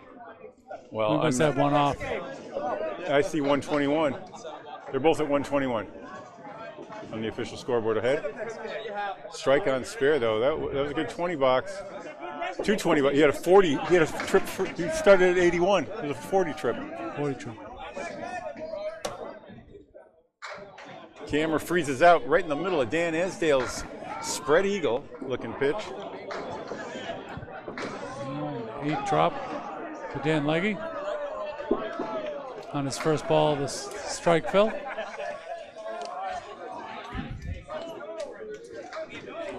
Leaving himself the 1-8. Esdale had a spare, so that's a 4 fill. And that's a 9 fill for Legge on the strike. He's at 85.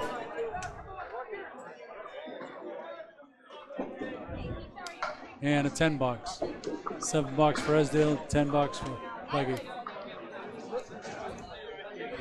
76 and 95.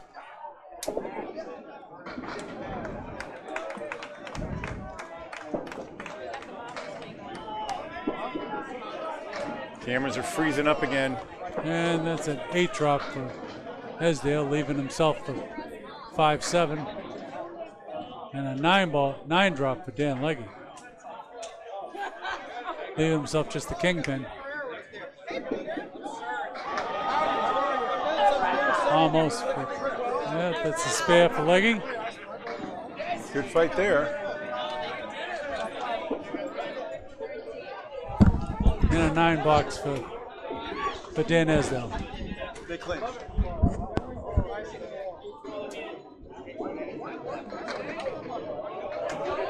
And a 9 fill for Dan Legge on his spare. Kingswood Unlimited with a sweep, 8-0 over Outlaw Rides. Fenway Academy also sweeps, but the news is, according to our early estimations, Kevin Burns estimates that Kingswood has taken over 5th place, and the Burchell sighting has dropped out of the playoffs. But we're going to wait until we see that on the sheets. Sorry. What? John? Dan Legge had a 9 fill on his. He ended up at 114 and a 95 for Esdale.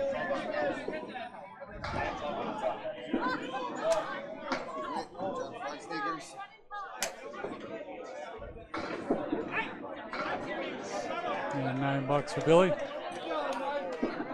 Billy. I have Billy at 124. And a $10 for Sean. 93 there.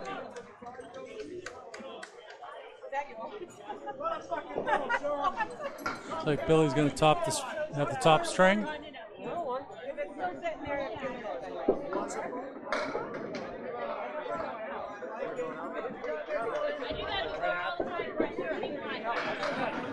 Leads only 14 after all that. Good comeback from the Hatchetmen. Big comeback, yeah. But he's running on a runway. yeah, Harry's has clinched the total, and without a strike there, that does it. They're shaking hands. That'll be an 8-0 sweep for Harry's All-Stars. They won string 1 and 2 earlier.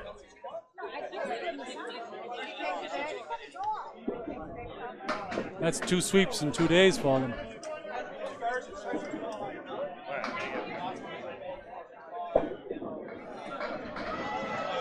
We're balling out the string. The hands are. Billy with the goal post to shoot at. 3 and 1 for Sean. Looks like a $9 for Billy.